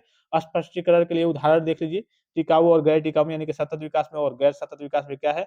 अंधाधुंध पेड़ काट कर कारखाने लगाना, इससे आज तो पैसा आएगा लेकिन भविष्य में जंगल खत्म हो जाएगा, बाढ़ आएगी, हवा और खराब हो जाएगी, ठीक है? टिकाऊ विकास क्या है? सीमित पेड़ काटा, जितना ज़रूरत है उतना ही काटिए, ठीक है? और नए पेड़ लगाना, साथ ही सौर ऊर्जा जैसी स्वच्छ तकनीक का उपयोग करना, इससे आज भी विकास होगा और भविष्य के लिए भी संसाधन भी बचेंगे अर्थात कहिए कि इससे क्या होगा, आज अपना विकास कर रहे हैं, विकास भी कर ले रहे हैं और भविष्य के लिए भी संसाधन भी बचे रहेंगे और पॉल्यूशन भी आपका नहीं होगा।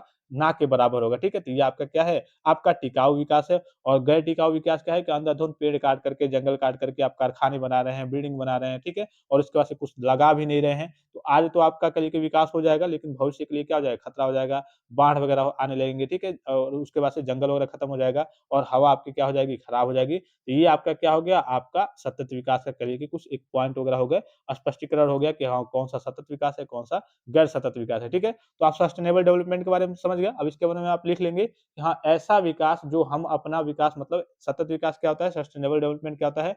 ऐसा विकास कि हम अपना काम करें, प्राकृतिक चीज़ों का उपयोग करके हम अपनी ज़रूरतों को पूरा करें। लेकिन भविष्य के बारे में भी सोचिए, आने वाली पीढ़ी के बारे में भी सोचिए कि हाँ, आपका एनवायरनमेंट इतना ज़्यादा पॉल्यूटेड ना हो जाए कि आने वाली पीढ़ी रह ना पाए, ठीक है? ये आपका क्या होता है, आपका सस्टेनेबल डेवलपमेंट होता है, अर्थात सतत विकास होता है। हम अपनी ज़रूरतों को पूरा करें, लेकिन दूसरों को नुकसान ना पहुँचे। अब दूसरों से मतलब क्या है, आपकी आने वाली पीढ़ी हो, चाहे आपका पर्यावरण हो, वातावरण हो, उसको नुकसान ना पहुँचे। अर्थात सीधे कहने का मतलब है कि दूसरा पर्सन जो हो गया, अर्थात सेकंड चीज़ हो गई, उन पे कोई प्रभाव ना पड़े, उन पे कोई नुकसान ना पहुँचे, उनको कोई नुकसान ना पहुँचे। आप अपना विकास कीजिए, आपको जितनी उन्नति करनी है, तरक्की करनी है, कीजिए। प्रकृति का लाभ लेकर के, पेड़-पौधों का लाभ लेकर के, या फिर जिन भी चीज़ें जो भी चीज़ें आपके पास हैं, उसका लाभ लेकर के, ज़मीन का, मिट्टी का, हवा का, पानी का, लेकिन आने वाली पीढ़ी या फिर दूसरों चीज़ों पर नुकसान ना पहुँचे, आने वाली पीढ़ी पर नुकसान ना पहुँचे कि वो भी आराम से रह पाए और आपका पर्यावरण प्रदूषित ना हो, ठीक है?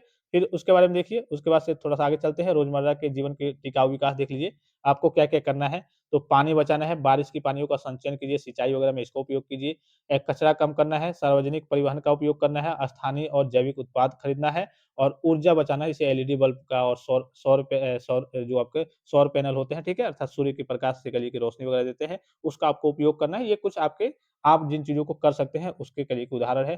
देखिए यहाँ पे सारांश टिकाऊ विकास, आज का लाभ टिकाऊ विकास मतलब आज का लाभ कल की कीमत पर नहीं की सोच है। यह विकास और संरक्षण के बीच यही सही संतुलन बनाने की रणनीति है ताकि हमारी प्रगति भविष्य को नष्ट ना करे।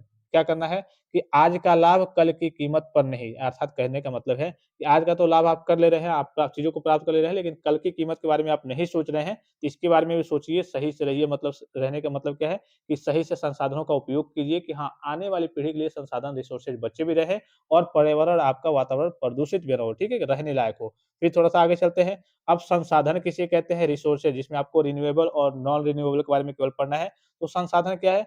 संसाधन वह कोई भी वस्तु, पदार्थ या सेवा है जिसका उपयोग मानव अपनी आवश्यकताओं को पूरा करने, सुविधा बढ़ाने या फिर जीवन स्तर सुधारने के लिए करता है। संसाधन मतलब रिसोर्सेज़, कि कौन-सा, जैसे जाने के लिए कौन-सा रिसोर्स है, तो भाई आपके पास साइकिल है, बाइक भी है, हवाई जहाज़ भी है, ट्रेन भी है, तो ये जाने का संसाधन हो गया, ठीक है? इसी प्रकार से संसाधन का मतलब क्या है कि कोई भी वस्तु, पदार्थ या फिर सेवा जिसका उपयोग मानव अपनी आवश्यकताओं को पूरा करने, सुविधा बढ़ाने और जीवन स्तर सुधारने के लिए करता है। मुख्य विशेषताएँ क्या हैं? उपयोगिता, संसाधन वही है जिसका कोई उपयोग या फिर फ़ायदा हो, अर्थात संसाधन उसे कहते हैं कि जिसका कोई उपयोग हो, कोई फ़ायदा हो, ठीक है? सुलभता, वह उपलब्ध हो और पारम्य हो, आसानी से प्राप्त हो जाए और उपलब्ध हो हर जगह, ठीक है? जब भी आप चाहें उपलब्ध रहे। फिर प्रौद्योगिकी पर निर्भरता, कई चीज़ें तभी संसाधन बनती है जब हमारे आस-पास उनका उपयोग करने की तकनीक है, जैसे सौर ऊर्जा। अब सौर ऊर्जा की बात करें, तो ये आपका है, लेकिन कई जगह तकनीक नहीं थी। पहले की बात करें तो तकनीक नहीं थी, तो ये हमारे किसी काम का नहीं था, ठीक है? लेकिन अब बात करें, इससे क्या करते हैं, सौर ऊर्जा हमेशा थी, लेकिन सौर पैनल बनाने के बाद इसके मतलब संसाधन बने कि हाँ, सौर पैनल बन गया,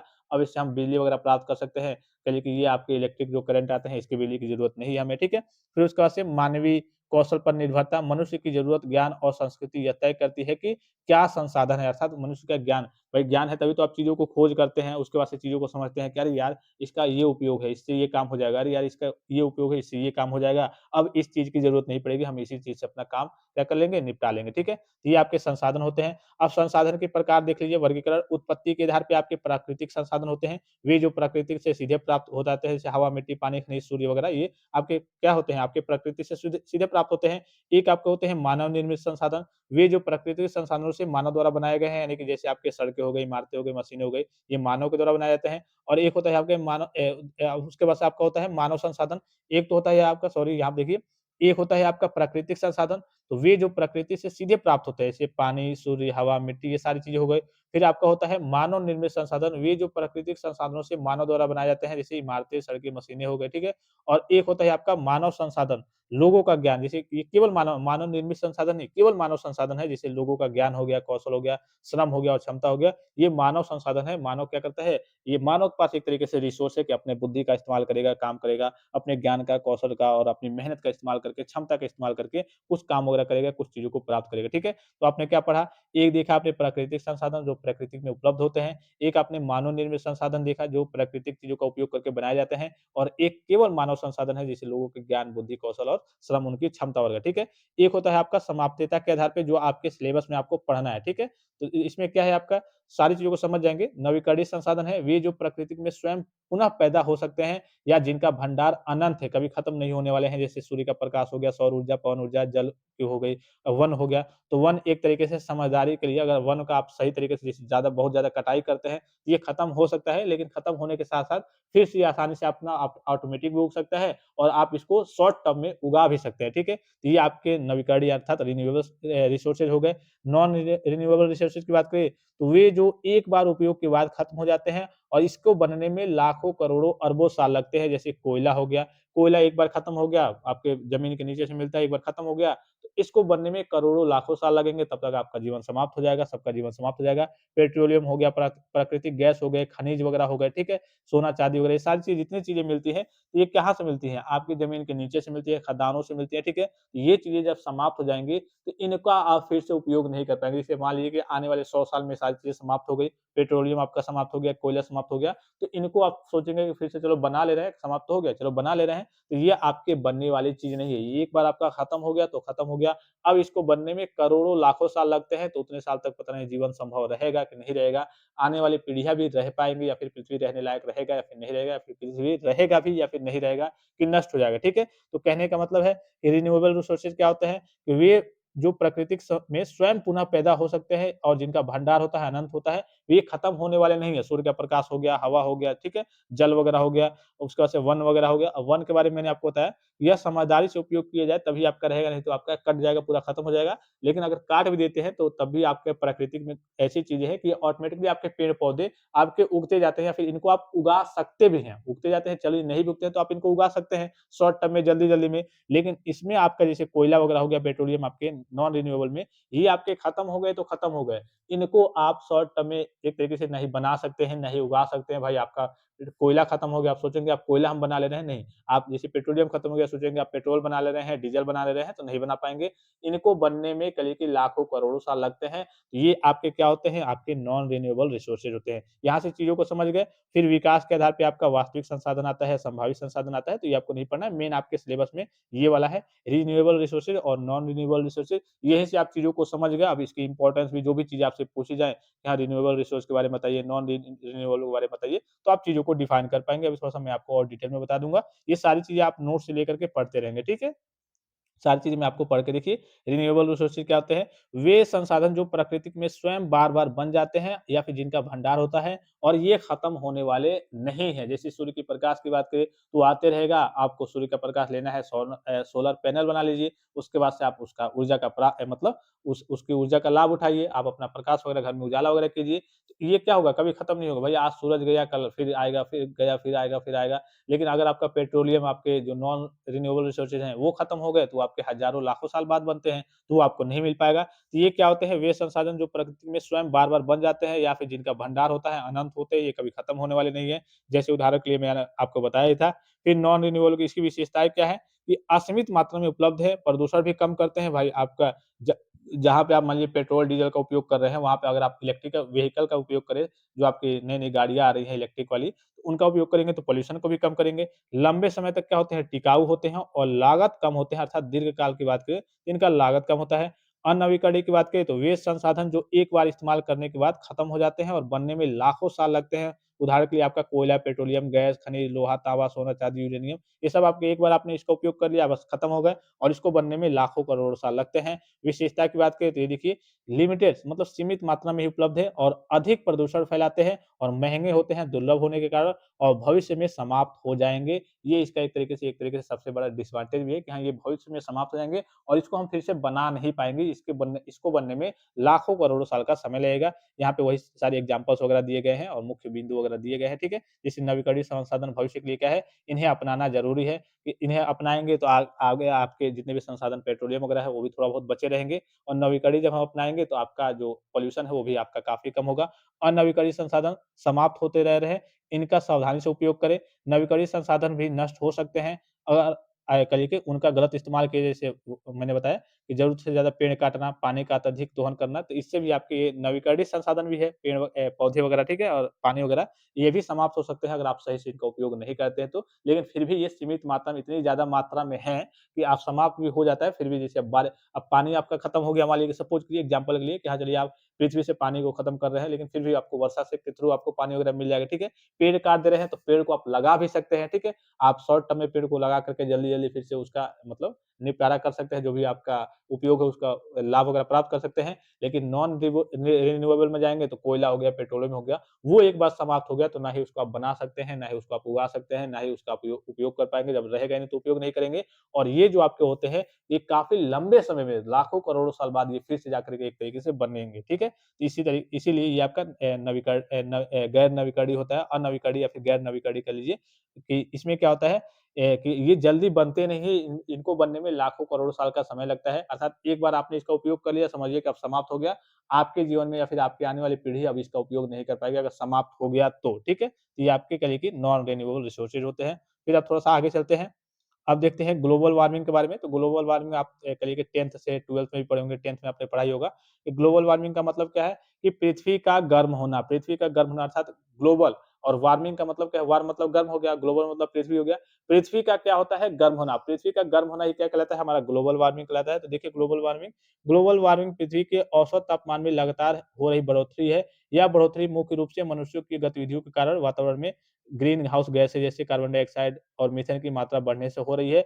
यह गैसें सूर्य की गर्मी को वायुमंडल में फँसा लेती हैं, जिससे पृथ्वी गर्म हो रही है। बिल्कुल ग्रीन हाउस गर्म घर की तरह अर्थात कहिए कि ग्लोबल वार्मिंग का मतलब क्या है कि जो भी जैसे सूर्य से आपका प्रकाश वगैरह, किरणें वगैरह आ रही है, तो सभी चली जाती है, उसके बाद से फिर ये वापस चली जाती है, तो कुछ क्या होते हैं जो आपके कार्बन डाइऑक्साइड, मीथेन वगैरह हो गए, ये गैसें सूर्य के कहिए कि जो किरणें हैं, प्रकाश है, उनको पृथ्वी पर ही रोक लेती है, जिससे आपका पृथ्वी क्या होता है, गर्म रहता है। तो ये एक तरीके से नेचुरल भी चीज़ें हैं, नेचुरल प्रोसेस है कि हाँ, इसकी ज़रूरत भी है। जैसे मान लीजिए कि सपोज़ करिए कि आपका दिन में तो आपके सूर्य का प्रकाश आपके पृथ्वी पर आता है, आपको कहिए कि टेम्परेचर वगैरह ठीक-ठाक मिल जाता है, जितनी ज़रूरत है या फिर प्रकाश आपको मिल जाता है।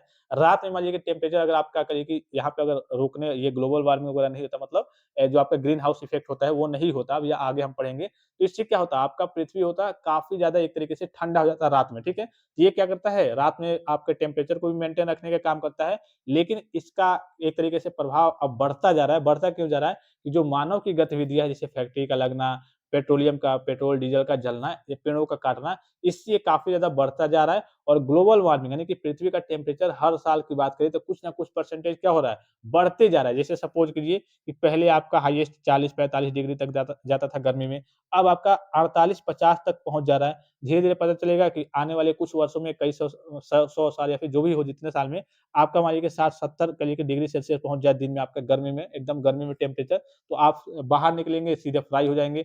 70, 80, 90 तक पहुँच जाए तो बाहर निकलते ही सीधे लोग फ्राई हो जाएँगे। तो ये क्या हो जाएगा, एक तरीके से काफ़ी ज़्यादा नुकसान होगा। नुकसान क्या? एक तरीके से पृथ्वी रहने लायक ही नहीं रहेगी। तो ग्लोबल वार्मिंग का मतलब क्या है यहाँ पे कि आपके पृथ्वी के तापमान का बढ़ना। अब इसके मुख्य रीज़न क्या हैं? 2 रीज़न हैं। एक है आपका ग्रीन हाउस इफ़ेक्ट है, जिसको अभी हम नेक्स्ट टॉपिक में पढ़ने वाले हैं, तो उसको हम थोड़ा-सा स्किप करते हैं।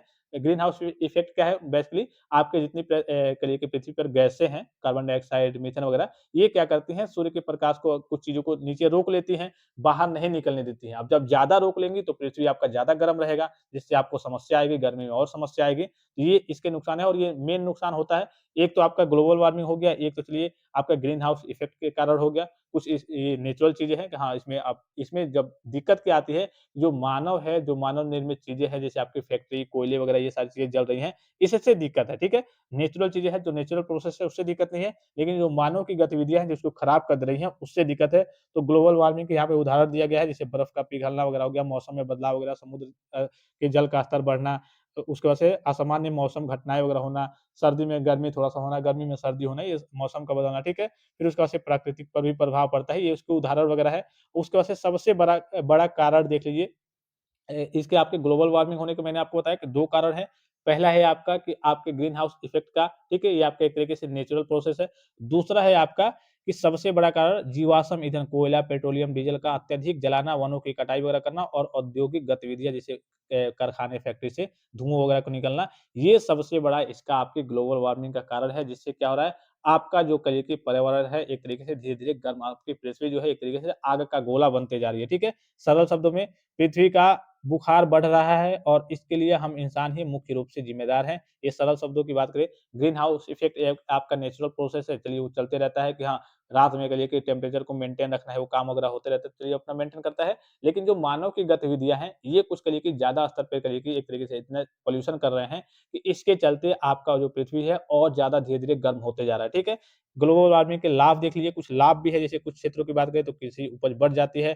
कुछ ठंडे क्षेत्रों में कहिए कि जहाँ ठंड ज़्यादा पड़ती है, वहाँ थोड़ी-सी भाई गर्मी चाहिए तो वहाँ टेम्परेचर थोड़ा-सा बढ़ जाता है। उत्तरी समुद्र मार्गों में जैसे आर्कटिक में नौवहन सुगम हो जाता है, जैसे बर्फ पिघलने से, ठीक है? थोड़ा-सा कहिए कि नॉर्मल हो जाता है, चलने लायक हो जाता है। कुछ ठंडे व उत्तरी क्षेत्रों में पर्यटन एवं आर्थिक गतिविधियों का विस्तार होता है, जैसे कुछ ठंडे प्रदेश हो गए जहाँ पे काफ़ी ठंडी रहती है, बर्फ वगैरह रहती है, तो वहाँ पे चीज़ों का थोड़ा-सा विस्तार हो जाता है, थोड़ा-सा आरामदायक चीज़ें वहाँ पे हो जाती है, अर्थात रहने लायक हो जाता है। जब टेम्परेचर आपके पृथ्वी का बढ़ेगा, तो वहाँ के लिए तो बेटर रहेगा। तो ये कुछ लाभ वगैरह है जहाँ पे मतलब कुछ चीज़ों के लिए बेटर रहता है, जैसे कुछ बंजर ठंडे क्षेत्रों में कृषि योग्य भूमि भी मिल जाती है। यहाँ वहाँ पे हम क्या कर लेंगे, चीज़ों को कहिए कि बो लेंगे, खा पी लेंगे, ठीक है? कुछ प्रकार के व्यापारों जैसे एयर कंडीशनर और सौर ऊर्जा को भी ये बढ़ावा देता है, लेकिन इसके ज़्यादातर नुकसान भी है। अब चलिए थोड़ा-सा नुकसान देखते हैं। अब भाई इसके कुछ लाभ हैं, तो कुछ हानियाँ होंगी। अब हानि क्या है कि समुद्र जल का स्तर बढ़ना, यानी कि जो भी आपका समुद्र का जल है, उसका स्तर बढ़ते जा रहा है और जितने भी कहिए कि बाहरी इलाके के लोग हैं, जो समुद्र के आस-पास या फिर तटीय क्षेत्र में रहते हैं, उनका काफ़ी ज़्यादा नुकसान होगा और डूबने लगेंगे और जितने भी आपके द्वीप, महाद्वीप हैं, उनके भी डूबने का खतरा आ जाएगा।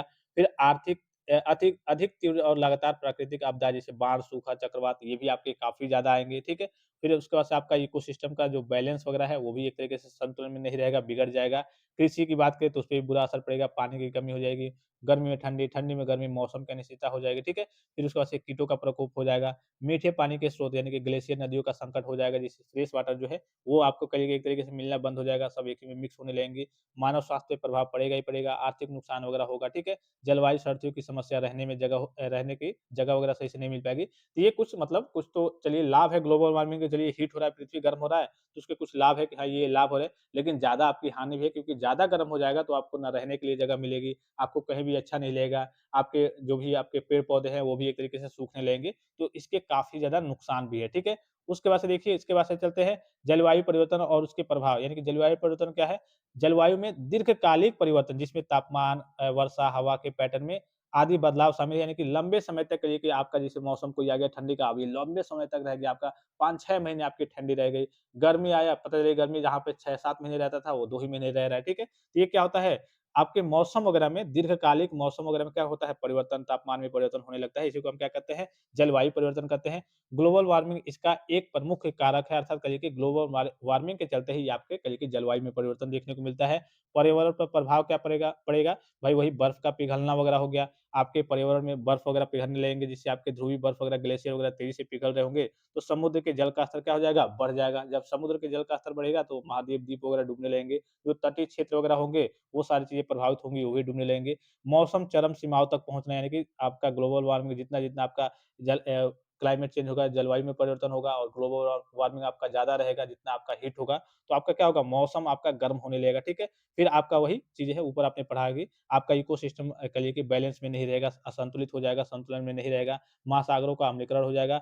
मानव समाज पर क्या प्रभाव पड़ेगा? तो खाद्य सुरक्षा संकट, भाई आप कुछ बो नहीं पाएँगे, कुछ कहिए कि एक तरीके से उत्पादन नहीं कर पाएँगे, तो आपके ऊपर संकट आ जाएगा, पानी की कमी हो जाएगी, सिंचाई में समस्या हो जाएगी और खाद्य पदार्थों की कीमतों में वृद्धि हो जाएगी। भैया अब जब कोई चीज़ हो ही नहीं रही है, बहुत कम मात्रा में हो रही है, तो आपकी चीज़ें महँगी हो जाएँगी, इसमें कहिए कि मानव समाज पर काफ़ी ज़्यादा प्रभाव पड़ेगा। जल संकट हो जाएगा, स्वास्थ्य समस्याएँ हो जाएँगी, आर्थिक नुकसान भी होने लगेगा, जैसे कृषि, मछली पालन और पर्यटन उद्योग, ये प्रभावित होगा। आप कृषि का काम नहीं कर पाएँगे, मछली पालन वगैरह नहीं कर पाएँगे, ठीक है? नहीं पानी स्वस्थ रहेगा, ना ही कहिए कि ज़्यादा पानी हो जाएगा, अर्थात कहिए कि भारी मात्रा में जब पानी आपके पास आने लगेगा और पानी जब गर्म होने लगेगा विशेष करके, ठीक है? पानी जब गर्म होने लगेगा, तो उसमें मछलियाँ रहने लायक नहीं होंगी, तो आप मछली पालन भी नहीं कर पाएँगे, पर्यटन उद्योग वगैरह भी प्रभावित होंगे। आपदा प्रबंधन पर अतिरिक्त कहिए कि खर्च वगैरह करना पड़ेगा, क्योंकि आपके भूकंप वगैरह, सुनामी वगैरह ये काफ़ी ज़्यादा आपके आने लगेंगे, ठीक है? और विस्थापन और संघर्ष, जलवायु शरतियों की संख्या बढ़ रही है, संसाधनों, पानी, उपजाऊ भूमि के लिए संघर्ष वगैरह, सामाजिक अस्थिरता वगैरह बढ़ जाएगी भाई। ज़ाहिर-सी बात है कि जैसे जलवायु परिवर्तन होगा और आपके ग्लोबल वार्मिंग वगैरह में बढ़ोतरी होगी, तो क्या होगा, संसाधनों की कमी होगी, पानी, उपजाऊ भूमि के लिए संघर्ष करना पड़ेगा और सामाजिक अस्थिरता कहिए कि एक तरीके से अस्थिरता, जो आपका समाज है वो एक तरीके से स्थिर नहीं रह पाएगा, ठीक है? इधर-उधर भागेंगे, अपने-अपने काम में जुटे रहेंगे, कहीं से हम खा लें, कहीं से कुछ पी लें, बस अपना देख-रेख करेंगे, दूसरों के बारे में नहीं सोचेंगे, ठीक है? ये आपके देखिए अब ग्लोबल वार्मिंग क्यों होती है? मेन मैंने आपको बताया था कि मेन तो है आपका ग्रीन हाउस प्रभाव में वृद्धि है, साथ आपका जो ग्रीन हाउस इफ़ेक्ट है, उसमें वृद्धि हो रही है। अभी हम ग्रीन हाउस के बारे में आगे पढ़ेंगे और दूसरा जो कारण है उसको आप पढ़ लीजिए फिलहाल में, कि प्रमुख मानवीय कारण ये जो है ये नुकसान पहुँचाता है। ग्रीन हाउस इफ़ेक्ट जो नेचुरल प्रोसेस वगैरह चीज़ें वगैरह हैं, तो उससे ज़्यादा नुकसान नहीं पहुँचता है। उससे चलिए जो आपके नेचुरल चीज़ें हैं कि हाँ, पृथ्वी हमारे लायक है कि रात में कहिए कि टेम्परेचर वगैरह ठीक-ठाक रहे, उसके लिए है। लेकिन जो मानव की गतिविधियाँ है, जैसे कहिए कि कोयला वगैरह जलाना, ये सारे काम वगैरह करना, ठीक है? वनों की कटाई करना, कृषि पद्धतियों में जैसे धान के खेत में सीधे मीथेन गैस का उत्सर्जन करना, औद्योगिक प्रतिक्रिया हो गई, सीमेंट, इस्पात, रासायनिक उत्पाद का कहिए उपयोग वगैरह करना, कचरे का प्रबंध ना करना, ठीक है? इसके चलते क्या होता है, आपका जो ये ग्लोबल वार्मिंग है, ये काफ़ी ज़्यादा एक तरीके से, अब ये सारी चीज़ें आएँगी तो इनकी सारी जितने CO2 गैसेज़ वगैरह हैं, ये क्या करती हैं, आपके ग्रीन हाउस इफ़ेक्ट में आपके जो CO2 गैस होती हैं, ये और मीथेन वगैरह, ये सारी चीज़ें जब पृथ्वी से कहिए कि बाहर से आपके सूर्य के प्रकाश वगैरह, किरणें वगैरह आती हैं, सब फिर से वापस लौट जाती हैं। ये क्या कर लेती हैं, उनको पृथ्वी पर ही रोक लेती हैं। जब रोक लेंगी तो आपका पृथ्वी क्या हो जाएगा, धीरे-धीरे गर्म होते रहेगा। अब जब गर्म होगा तो चलिए ठंडी में तो हम मैनेज कर लेंगे, गर्मी में काफ़ी ज़्यादा समस्या होती है, ठीक है? फिर उसके बाद से आगे देखिए, प्रमुख ग्रीन हाउस गैसेज़ कौन-कौन से ग्रीन हाउस गैसें हैं, इसको अभी ग्रीन हाउस गैस जब हम पढ़ेंगे तो उसके बारे में, कार्बन डाइऑक्साइड है और आपका मीथेन है और आपका नाइट्रस ऑक्साइड है और आपका फ्लोरिनेटेड आपका गैसेज़ है। ये आपके ग्रीन हाउस के कहिए कि प्रमुख गैसें हैं, जो कहिए कि आपके सूर्य के प्रकाश को, किरणों को रोक लेती है, पृथ्वी पर रोक लेती है, उससे बाहर नहीं जाने देती है, ठीक है? तो ये आपका हो गया, क्या हो गया आपका ग्लोबल वार्मिंग वाला, ये आपका हो गया क्यों होती है, ठीक है? तो मेन आपका हो गया, एक तो हो गया आपका ग्रीन हाउस इफ़ेक्ट के कारण आपका ग्रीन हाउस कहिए कि आपका ग्लोबल वार्मिंग होता है और दूसरा प्रमुख मानव कारण के द्वारा, ये आपने समझ लिया कि हाँ, ये सब सारी चीज़ें फैक्ट्री वगैरह, कोयले वगैरह जलाना, इसके कारण वनों की कटाई वगैरह करना। अब इसके बारे में ग्रीन हाउस इफ़ेक्ट के बारे में चलिए हम आगे पढ़ते हैं, ठीक है? ग्रीन हाउस इफ़ेक्ट क्या है आपका?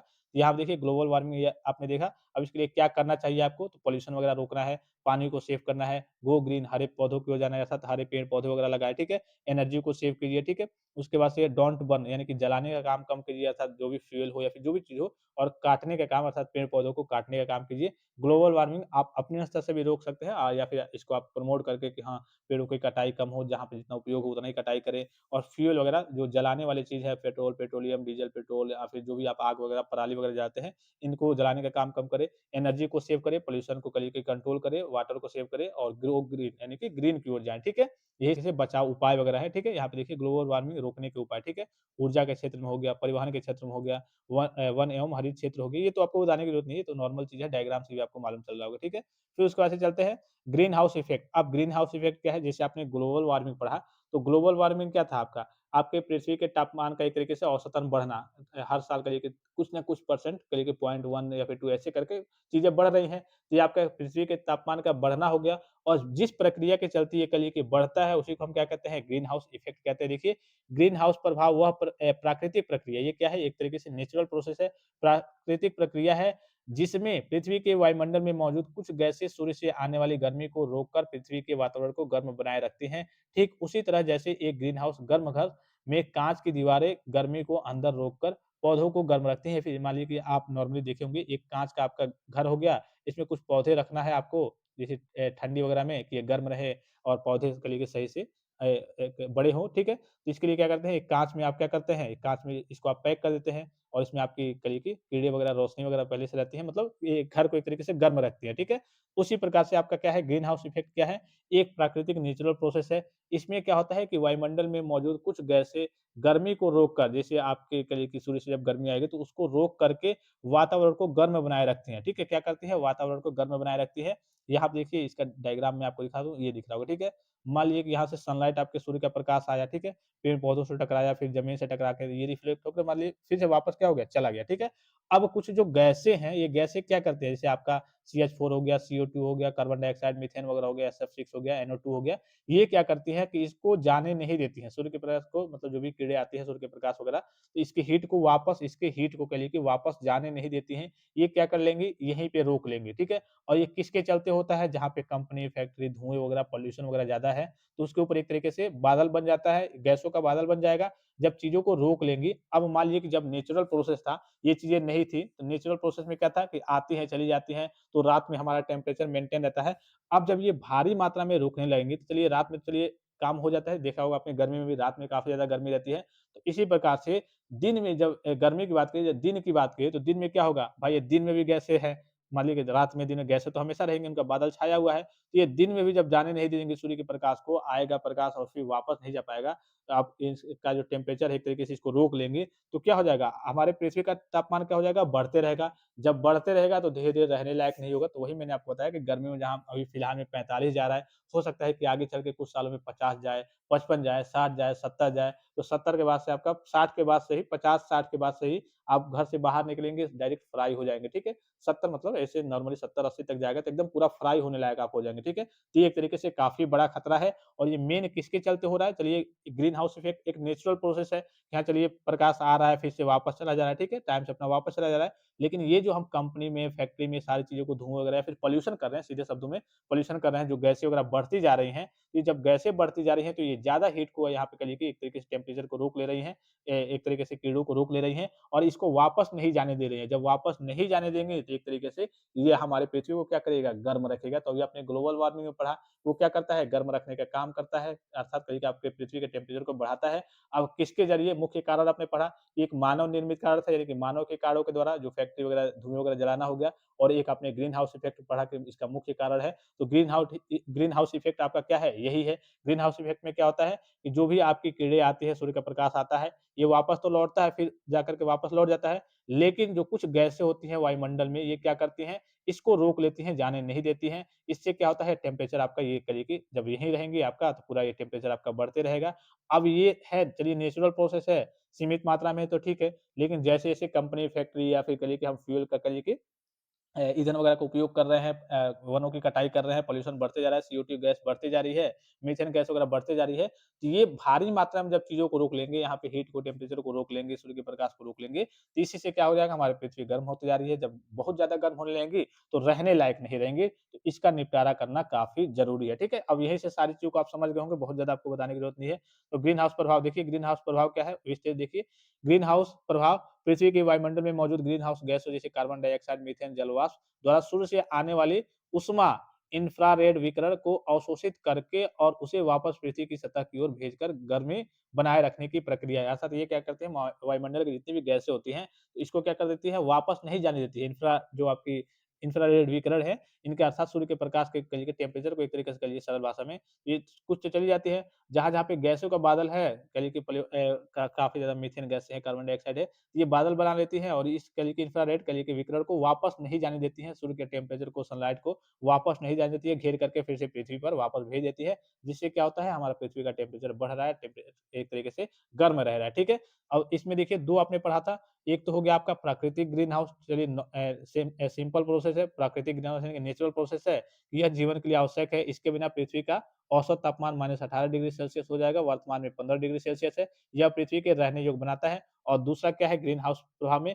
मानवीय ग्रीन हाउस प्रभाव यानी कि बढ़ा हुआ प्रभाव। ये क्या है? मानव की गतिविधियों के चलते, जैसे आपका हो गया कि मानव गतिविधियों से ग्रीन हाउस गैसें उत्सर्जित अत्यधिक वृद्धि, जैसे आप फैक्ट्री वगैरह लगा रहे हैं या फिर चीज़ों का उत्सर्जन कर रहे हैं, फ्यूल वगैरह का ज़्यादा पॉल्यूशन वगैरह कर रहे हैं, वनों की कटाई कर रहे हैं, तो ये ज़्यादा करिए कि एक तरीके से प्रभावित कर रहा है इसको, ठीक है? अतिरिक्त गर्मी का वायुमंडल में फँसना, यही ग्लोबल वार्मिंग का क्या है, मुख्य कारण है। मेन जो ग्लोबल वार्मिंग का कारण है, तो नेचुरल जो प्रोसेस होता है तो उसको हम छोड़ देंगे, जो हम कर रहे हैं हमारी गलती की वजह से हो रहा है, तो यही हमारा क्या हो जाएगा भाई, ग्लोबल वार्मिंग का यही हमारा मुख्य कारण है कि इसके चलते हम जो नेचुरल जो हम अपनी गतिविधि कर रहे हैं, अपने फ़ायदे के लिए चीज़ों को कर रहे हैं और पॉल्यूट कर रहे हैं, जिसके चलते हमारी पृथ्वी का तापमान बढ़ रहा है। तो ये इसका क्या है, मुख्य कारण है। तो एक तरीके से जो मानवीय ग्रीन हाउस प्रभाव है, बढ़ता हुआ प्रभाव है, बढ़ा हुआ प्रभाव है, ये हमारा कहिए कि एक तरीके से हमारे दोष के चलते ये सारी चीज़ें हो रही हैं कि हम क्या कर रहे हैं कि अपने फ़ायदे के लिए कहिए कि चीज़ों को जला रहे हैं, वनों की कटाई कर रहे हैं, जिससे पॉल्यूशन ज़्यादा हो रहा है। आपकी CO2 गैस है, CH4 गैसें ज़्यादा आ रही हैं, जिसके चलते क्या होगा, आपका जो इंफ्रारेड विकिरण है, सूर्य के प्रकाश वगैरह सनलाइट है, वो वापस फिर से नहीं जा पाते हैं और यहीं पृथ्वी पर रह जाते हैं, इनको बादल बना कर के ये रोक लेते हैं, जिससे क्या होता है, हमारा टेम्परेचर बढ़ते रहता है और धीरे-धीरे हर साल ये बढ़ते जा रहा है, जिससे काफ़ी ज़्यादा नुकसान होगा, ठीक है?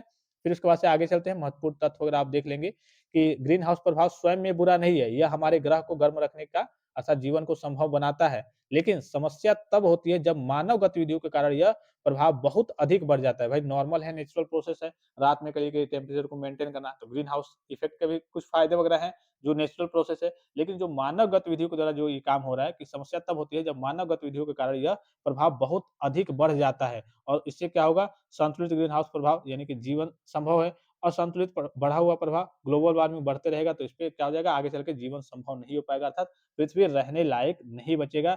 ग्रीन हाउस प्रभाव के लाभ और हानि, वही लाभ आपको मालूम होगा कि पृथ्वी रहने योग्य बनाता है, अर्थात ग्रीन हाउस प्रभाव की बात करें, लाभ की बात करें तो जो ग्रीन हाउस प्रभाव है वो पृथ्वी को रहने लायक बनाता है। भाई थोड़ी-सी चलिए गैसें आपका सनलाइट रुक रहा है, गर्म रह रहा है, तो चलिए आपके कहिए कि रहने लायक पृथ्वी को बनाएगा, थोड़ा-सा गर्म रखेगा, जीवन का आधार भी बनाएगा, आर्थिक नुकसान से भी बचाएगा, ठीक है? उसके बाद से कृषि के लिए कहिए कि उपजाऊ भी होगा, कृषि के लिए अनुकूल भी होगा, जलवायु स्थिरता को भी बनाए रखेगा। लेकिन मेन है इसका नुकसान क्या है, ग्लोबल वार्मिंग। अत्यधिक क्या हो रहा है, प्रभावित हो रहा है, जैसे कहिए कि आपके मानव गतिविधियों जैसे गैसों की मात्रा बढ़ना, तापमान में असामान्य वृद्धि होना, पृथ्वी का प्राकृतिक संतुलन बिगड़ना, तो ये क्या है, इसकी हानियाँ भी हैं, अर्थात ग्रीन हाउस इफ़ेक्ट की हानि है। इससे एक तरीके से कह सकते हैं नुकसान भी है, मौसम में बदलाव हो गया, बर्फ का पिघलना हो गया, पृथ्वी इतना ज़्यादा गर्म हो गई, बर्फ पिघलेगा, आपका जो इकोसिस्टम है वो असंतुलित नहीं रहेगा, अर्थात संतुलित नहीं रहेगा, असंतुलन में चला जाएगा और मानव स्वास्थ्य पे प्रभाव तो पड़ेगा ही पड़ेगा। अब एसिड रेन के बारे में चलते हैं, एसिड रेन क्या होता है? अम्लीय वर्षा, जैसे आपने नॉर्मल वर्षा सुना होगा, आपकी बारिश वगैरह आ रही है। अब एसिड रेन में क्या होता है, कुछ आपको उसमें एसिड मिल जाते हैं, अम्ल अम्ल मिल जाते हैं। इसमें क्या होता है, अम्ल मिल कर के जब बारिश के रूप में आएँगे तो आपके शरीर पे जब पड़ेंगे तो आपको कहिए कि आपके स्वास्थ्य पे नुकसान पड़ेगा, आपको कहिए कि बीमारियों का सामना करना पड़ेगा, ठीक है? इसमें क्या होता है, पीएच मान काफ़ी कम हो जाता है, जैसे आपका नींबू का रस वगैरह होता है, 2.0 का आपका पीएच वैल्यू होता है। उस प्रकार से अम्लीय वर्षा की बात करें तो आपका 3 4.0 तक आपकी अम्लीय वर्षा होती है, तो इससे आपके शरीर को नुकसान पहुँचा है। इसीलिए कहा जाता है कि जो आपका फर्स्ट बारिश है, अर्थात कहिए कि किसी भी सीज़न की पहली बारिश होती है, उसमें आपको नहीं नहाना चाहिए, क्योंकि पहली बारिश में जितने आपके ऊपर गैसें वगैरह रहती हैं, SO2 हो गया, H2SO4 हो गया, HNO3 हो गया, ठीक है? ये क्या होती हैं, ये आपस में मिक्स रहती हैं। अब जब बारिश होगी, पहली बारिश होगी, तो उसके साथ ये नीचे गिरेंगी, तो इसीलिए कहा जाता है कि पहली बारिश में आपको नहीं नहाना चाहिए, ठीक है? देखिए अम्लीय वर्षा क्या होता है, अम्लीय वर्षा में मुख्यतः जैसे आपका H2SO4 हो गया, HNO3 हो गया, ये गैसें रहती हैं और जैसे मान लीजिए कि सपोज़ कीजिए कि आपका NO3 और SO2 जैसे कंपनी फैक्ट्री वगैरह हो गई, ये गैस वगैरह जाती है, H2O से क्या करती है, H2O यानी कि जल वाष्प के रूप में वाटर वगैरह तो हर जगह होता है, ठीक है? इससे क्रिया करती है सूर्य के प्रकाश से, फिर हवा में जाती हैं, फिर जब बारिश होती है, तो ये क्या होती है, बारिश हो गई या फिर आपका कोहरा हो गया, इस टाइप से फॉग वगैरह गिरना हो गया, तो इसमें मिल कर के नीचे आती है। जब ये नीचे आती है तो मान लीजिए कि अगर कहीं समुद्र में जा रही हैं या फिर तालाब में जा रही हैं, तो वहाँ पे वो इसमें मछली वगैरह रहती हैं, आस-पास पेड़-पौधे होंगे, तो पेड़-पौधों को भी नुकसान पहुँचाएँगी और अगर हमारे शरीर पे पड़ती हैं, इसलिए कहा जाता है कि पहली बारिश में आपको नहीं नहाना चाहिए, तो हमारे शरीर को भी क्या करेंगे, ये नुकसान पहुँचाएँगे, ठीक है? तो अम्लीय वर्षा मैं पढ़ के आपको नहीं बताऊँगा, एक प्रकार की वर्षा ही है जिसमें क्या होता है कि आपकी H2SO4, HNO3 गैसें उसमें सम्मिलित रहती हैं और ये आपकी बॉडी को एक तरीके से अम्ल इसमें होता है, ये आपकी बॉडी को नुकसान पहुँचाती है। देखिए, अम्लीय वर्षा वह बारिश या बर्फ या फिर कोहरा या फिर जो सामान्य से अधिक अम्लीय होता है, या बारिश भी हो सकता है, कोहरा भी हो सकता है या फिर बर्फ के रूप में भी गिरना हो सकता है, अत्यधिक अम्लीय होता है। यह तब बनती है जब वायु प्रदूषण विशेषकर सल्फर डाइऑक्साइड और नाइट्रोजन ऑक्साइड गैसें वायुमंडल में पानी, ऑक्सीजन और अन्य रसायनों के साथ मिलकर अम्लीय यौगिक बनाते हैं और उसके बाद से ये जब ज़मीन पे गिरते हैं तो ये एक तरीके से अम्लीय होते हैं और चीज़ों को नुकसान पहुँचाता है, चाहे वो पेड़-पौधा हो, चाहे पानी हो समुद्र में, चाहे नदियों में, चाहे नहरों में, चाहे हमारा शरीर हो, इन सभी चीज़ों को ये क्या करते हैं, नुकसान पहुँचाते हैं। इसमें क्या होता है, इनके वर्षा का ज जल का पीएच मान है वो काफ़ी कम हो जाता है। अम्लीय वर्षा कैसे बनती है? अब इसका कारण क्या है भाई, कैसे बनती है? तो यहाँ देखिए अम्लीय वर्षा कैसे बनती है? कारखानों, वाहनों, बिजली घरों से निकलने वाले सल्फर डाइऑक्साइड और नाइट्रोजन ऑक्साइड गैसें क्या होती हैं, ये वायुमंडल में जाती हैं। और वायुमंडल में जाएँगी तो वायुमंडल में पानी H2 रहता ही है, H2O रहता ही है। पानी और अन्य रसायनों के साथ मिलकर H2SO4 और नाइट्रिक HNO3 नाइट्रिक अम्ल बनाती हैं और ये अम्ल बारिश, बर्फ या फिर कोहरे के साथ पृथ्वी पर गिरते हैं। यही आपका क्या होता है, अम्लीय वर्षा होता है। सीधे शब्दों में आपको याद रखना होता है, ऐसी वर्षा जिसमें अम्ल की मात्रा ज़्यादा होती है, जब ये पृथ्वी पे गिरती है तो हमें नुकसान पहुँचाती है, हमें, हमारे पर्यावरण को, हमारे नदियों को, तालाबों को, समुद्रों को, पेड़-पौधों को, सबको नुकसान पहुँचाती है। यही हमारा क्या होता है, अम्लीय वर्षा होता है। मुख्य गैसें कौन-सी होती हैं? ये गैसें जैसे कहाँ से आती हैं? तो फैक्ट्री, कंपनी वगैरह से सारी गैसें वगैरह निकलती हैं। ये जाकर के आपके वायुमंडल में H2O से कह लीजिए कि संपर्क करके क्रिया करती हैं। फिर उसके बाद से जब बारिश होती है, तो ये आपका H2SO4 HNO3 बन जाता है। ये बारिश के रूप में फिर से या फिर कोहरे के रूप में फिर से ज़मीन पर गिरती हैं, तो हमारे स्वास्थ्य को भी नुकसान पहुँचाती है। अगर हमारे शरीर पे गिर रही हैं, तो नदी में गिरेंगी, तालाब में गिरेंगी, तो वहाँ पे मछलियों, जो भी जीव-जंतु हैं, उनको नुकसान पहुँचाएँगी। जंगलों में, पेड़ों पे गिरेंगे, तो उनको भी नुकसान पहुँचाती हैं। तो हर एक चीज़ को ये नुकसान पहुँचाती हैं और मुख्य कारण क्या है? भई आप कोयला जलाते हैं बिजली घरों में, वाहनों का धुआँ हो गया, अत्यधिक औद्योगिक प्रक्रियाएँ हो गई, जीवाश्म ईंधन का दहन हो गया। तो इन सारी चीज़ों के चलते क्या होता है, NO2 और SO2 गैस निकलती हैं। ये जाकर के वायुमंडल में H2O से यानी कि जल से एक तरीके से संपर्क करती हैं, क्रिया करती हैं। फिर उसके बाद से ये H2SO4 और HNO3 बना करके और वर्षा के रूप में टपकती हैं, बरसती हैं, जिससे हमें काफ़ी ज़्यादा नुकसान होता है। यही आपका क्या होता है, अम्लीय वर्षा होता है, ठीक है? देखिए मुख्य कारण मैंने आपको बता दिया है। रासायनिक प्रक्रिया भी यहाँ पे आपको दिख रहा होगा, ऊपर मैंने आपको डायग्राम के माध्यम से ही सारी चीज़ों को बता दिया, ठीक है? मेन क्या होता है, प्राथमिक प्रदूषक आपका SO2 होता है और NOx होता है और ये दोनों आपके H2 यानी कि जल से मिलकर जब क्रिया करते हैं तो H2SO4 और HNO3 बना करके आपका एक तरीके से काफ़ी ज़्यादा अम्ल का निर्धारण कर लेते हैं और वर्षा के साथ, वर्षा की बूँदों के साथ मिल करके क्रिया करके ये टपकते हैं, जिससे ये हमें नुकसान पहुँचाते हैं, ठीक है? उसके बाद से चलते हैं, देखिए अम्लीय वर्षा के नुकसान पर्यावरण पर प्रभाव पड़ेगा, वनों का नुकसान होगा, वही मैंने आपको बताया मिट्टी की गुणवत्ता भी खराब होगी, भाई मिट्टी पे ही पानी गिरता ही है आसमान का, ठीक है? अम्लीय वर्षा को रोकने के उपाय, फिर उसके बाद से देखिए जल निकायों का नुकसान होगा, इमारतों और कह लीजिए कि स्मारकों का, जैसे ताजमहल वगैरह हो गया, संगमरमर के, उसका भी नुकसान होता है। मानव स्वास्थ्य पर क्या प्रभाव पड़ेगा? तो साँस लेने में समस्या होगी, त्वचा और आँखों की समस्या होगी, पानी के माध्यम से पानी के माध्यम से स्वास्थ्य जोखिम, पानी से, उस पानी से आप नहाएँगे, तो जोखिम आपको होगा, आपके ऊपर काफ़ी ज़्यादा प्रभाव पड़ेगा, नई-नई बीमारियाँ आपको होने लगेंगी। अर्थव्यवस्था पर प्रभाव, कृषि को नुकसान होगा भाई, अम्लीय वर्षा होगी तो कृषि को भी नुकसान होगा, पेड़-पौधों, फसलों को भी नुकसान होगा। फिर औद्योगिक स्तर पर, अब देखिए अम्लीय वर्षा को रोकने के उपाय, कैसे हम रोक सकते हैं? तो औद्योगिक स्तर पर क्या करना होगा, एफजेडी आपको प्रणाली लगाना होगा कि हाँ, कितना आपको गैस उत्सर्जन करना है, किस हिसाब से करना है, तो उसको थोड़ा-सा मेंटेन करना होगा, उस लेवल को थोड़ा-सा कम करना होगा।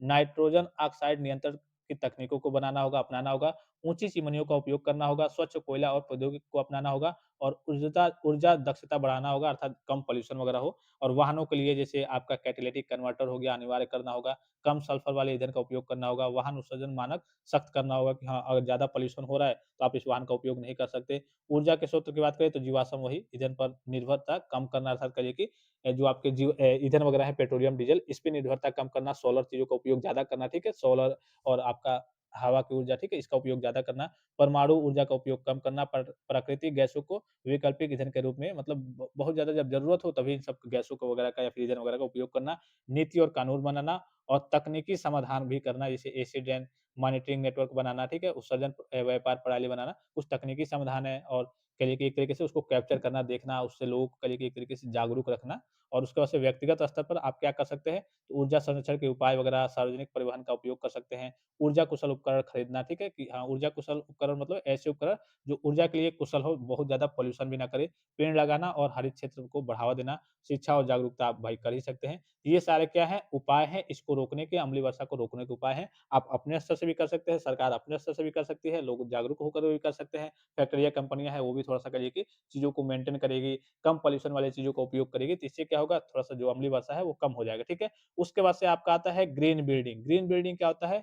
एक तरीके से ऐसी बिल्डिंग डिज़ाइन की जाए जिसमें जो आपका आर्टिफ़िशियल चीज़ें हैं, जो मानव के द्वारा बनाई गई चीज़ें हैं, जो पॉल्यूट चीज़ें ज़्यादा चीज़ों को पॉल्यूट करती हैं, पॉल्यूशन ज़्यादा करते हैं, उनका उपयोग इसमें नहीं होता है। देखिए, हरित भवन वह इमारत है जो पर्यावरण के अनुकूल तरीके से डिजाइन, निर्मित या फिर संचालित और रखरखाव की जाती है, जो संसाधनों की बचत करते हुए और कम से कम प्रदूषण फैलाते हुए रहने वालों के लिए स्वास्थ्य वातावरण प्रदान करती है। एक तरीके से ऐसे समझिए कि अगर मैं ग्रीन हाउस कहिए कि ग्रीन बिल्डिंग कांसेप्ट के बारे में बात करूँ, तो एक ऐसी आप बिल्डिंग बना रहे हैं सपोज़ कीजिए कि जहाँ पे क्या कर रहे हैं, आप एनर्जी अर्थात कहिए कि जो आपको इलेक्ट्रिक मतलब मान लीजिए कि आपको रोशनी चाहिए तो उसके लिए आप सोलर पैनल का उपयोग कर रहे हैं। आप पानी को सेव भी कर रहे हैं। वर्षा के पानी का आप सही तरीके से सिंचाई के लिए उपयोग कर पा रहे हैं या फिर उसको इकट्ठा करके आप अपना जो भी छोटा-मोटा सिंचाई का काम है उसको कर रहे हैं, ठीक है? फिर उसके बाद से पानी को सेव भी कर रहे हैं। आपका जो भी आपकी छतें वगैरह हैं, ठीक है? या फिर जो भी आपका आस-पास की चीज़ें हैं, वहाँ पे आप पेड़ लगाए हुए हैं ऑक्सीजन वगैरह के लिए, ठीक है? आप वहाँ पे हेल्थी एनवायरनमेंट भी रख रहे हैं, खिड़की वगैरह भी अच्छे से रख रहे हैं। इन सारी चीज़ों को लेकर के, इन सारी चीज़ों को सम्मिलित करके जब एक घर बनाते हैं, एक एक घर को डिज़ाइन करते हैं, हाँ, वो वातावरण के अनुकूल हो, पर्यावरण के अनुकूल हो, पर्यावरण को कोई नुकसान ना पहुँचे और हम भी स्वस्थ रहें, तो यही आपका क्या कहलाता है, ग्रीन हाउस कहलाता है, ठीक है? ग्रीन बिल्डिंग कहलाता है अर्थात कहिए कि हरित भवन कहलाता है, ठीक है? तो ग्रीन हाउस अर्थात हरित भवन का मतलब क्या है कि वह भवन या फिर इमारत जो पर्यावरण के अनुकूल तरीके से डिज़ाइन, निर्मित या फिर संचालित और रख-रखाव की जाती है, जो संसाधनों की बचत करते हुए यानी कि बचत भी करेगी और कम से कम प्रदूषण फैलाते हुए रहने के लिए स्वास्थ्य वातावरण प्रदान करती है। इसमें सारी चीज़ें जैसे आपका एनर्जी एफिशिएंसी हो गया, सूर्य के प्रकाश से क्या करेंगे आप सोलर पैनल का उपयोग करके, ठीक है? बारिश के पानी का भी उपयोग करेंगे ज़्यादातर, ग्रीन प्रूफ आपका जैसे सारी चीज़ें ग्रीन तरीके ग्रीन का मतलब क्या है हरित चीज़ें रहेंगी कि जो पेड़-पौधे वाली चीज़ें हैं, वो चीज़ें रहेंगी यहाँ पे। जैसे आपको मान लीजिए कि हवा चाहिए, अच्छा से करिए कि एक तरीके से या फिर करिए कि टेम्परेचर थोड़ा-सा आपको डाउन रखना है, तो ये नहीं कि हम एसी लगवा लें, नहीं। आपको क्या करना है, बागीचा वहाँ पे पेड़-पौधे लगाना है, अच्छा आपको ऑक्सीजन मिलेगा, अच्छी आपको हवा मिलेगी, ठीक है? हेल्दी एनवायरनमेंट रखना है, हेल्दी इंडोर एनवायरनमेंट रखना है, रेन वाटर हार्वेस्टिंग, ठीक है? आपको पानी की बचत भी करनी है, रेन वाटर हार्वेस्टिंग भी और वेस्ट मैनेजमेंट, ठीक है? जो भी चीज़ें वेस्ट हो रही हैं, उसका कचरे का प्रावधान भी करना है, सस्टेनेबल मटेरियल्स को भी रखना है और इलेक्ट्रिक व्हीकल चार्जिंग वाला आपको उपयोग करना है। जैसे आप नॉर्मली पेट्रोल, डीज़ल वाला कर रहे हैं, तो आप इलेक्ट्रिक व्हीकल का उपयोग करेंगे। इन्हीं सारी चीज़ों का एक तरीके से ये आपका एक तरीके से एक कांसेप्ट है कि अगर आप कहिए कि हरित भवन बना रहे हैं, हरित बिल्डिंग आप कहिए कि हरित बिल्डिंग का निर्माण करें या फिर आप अपने अंदर ही आप एक बार खुद सोचिए कि हमको क्या करना है कि पर्यावरण के अनुकूल रहना है कि पर्यावरण ज़्यादा प्रदूषित ना हो, सारी चीज़ें मेंटेन रहे, हम ज़्यादा पॉल्यूशन भी ना करें, चीज़ों को बचत भी करें, तो हम क्या करेंगे, हरित बिल्डिंग यानी कि कहिए कि ग्रीन बिल्डिंग कांसेप्ट को अपनाएँगे। ग्रीन बिल्डिंग कांसेप्ट को अपना करके हम वातावरण, पर्यावरण के अनुकूल काम को करेंगे, पॉल्यूशन भी नहीं करेंगे, चीज़ों की बचत भी करेंगे, तो यही हमारा क्या कहलाता है, ग्रीन बिल्डिंग कहलाता है अर्थात ग्रीन बिल्डिंग कहिए या फिर ग्रीन बिल्डिंग के कांसेप्ट को कहिए, यही हमारा क्या है, ग्रीन बिल्डिंग है। मुख्य उद्देश्य क्या है, पर्यावरण को सुरक्षित रखना, एक तरीके से पर्यावरण का संरक्षण करना, ऊर्जा का भी संरक्षण करना, जल का संरक्षण करना, स्वास्थ्य जीवन शैली और टिकाऊ विकास, यही आपका मुख्य उद्देश्य है आपके ग्रीन बिल्डिंग के। क्या है भाई कि पर्यावरण सुरक्षित रहे, ऊर्जा जितनी है वो भी सुरक्षित रहे, जल सुरक्षित रहे और स्वास्थ्य जीवन शैली बनी रहे और टिकाऊ विकास मतलब कि हाँ, आने वाली पीढ़ी के लिए हम अपना तो विकास कर ले रहे हैं, लेकिन आने वाली पीढ़ी के लिए भी हम चीज़ों को मेंटेन रख रहे हैं, तो उनको भी कोई नुकसान नहीं होगा भाई। जहाँ पे हम पेट्रोल, डीज़ल का उपयोग करना है, वहाँ पे हम इलेक्ट्रिक व्हीकल का उपयोग कर रहे हैं, ठीक है? ठीक है? जहाँ पे एनर्जी जैसे इलेक्ट्रिक आपके जो करंट वगैरह आते हैं, उसकी जगह पे हम क्या कर रहे हैं, सोलर पैनल का उपयोग कर रहे हैं। इससे क्या हो गया और हम पानी की बचत कर रहे हैं, पेड़-पौधे लगा रहे हैं, तो इससे क्या होगा भाई, सतत विकास यानी कि हम अपना तो काम कर रहे हैं, अपना भी विकास कर रहे हैं और आने वाली पीढ़ी, आने वाली जनरेशन के लिए भी हम कोई खतरा पैदा नहीं कर रहे हैं, कोई पॉल्यूशन वगैरह नहीं कर रहे हैं। हरित भवन के मुख्य सिद्धांत क्या है? ऊर्जा दक्षता वही सौर का उपयोग करना अर्थात सौर ऊर्जा का उपयोग करना, प्राकृतिक प्रकाश व्यवस्था, ऊर्जा कुशल उपकरण और उन्नत इंसुलेशन वगैरह, ये क्या है? इसके कुछ मतलब मुख्य सिद्धांत है कि हाँ, इन चीज़ों का आपको उपयोग करना है।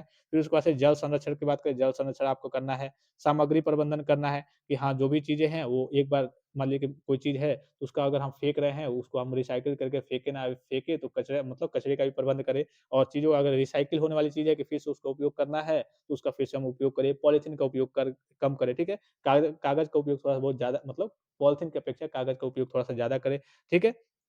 फिर उसके बाद से इंडोर वायु गुणवत्ता यानी कि प्राकृतिक वेंटिलेशन जैसे आपकी खिड़की वगैरह और एयर प्यूरीफायर की जगह पे मतलब आपको एसी की जगह पे अपना एयर प्यूरीफायर सिस्टम एक तरीके से पेड़ों की ताज़गी से प्राप्त करनी है।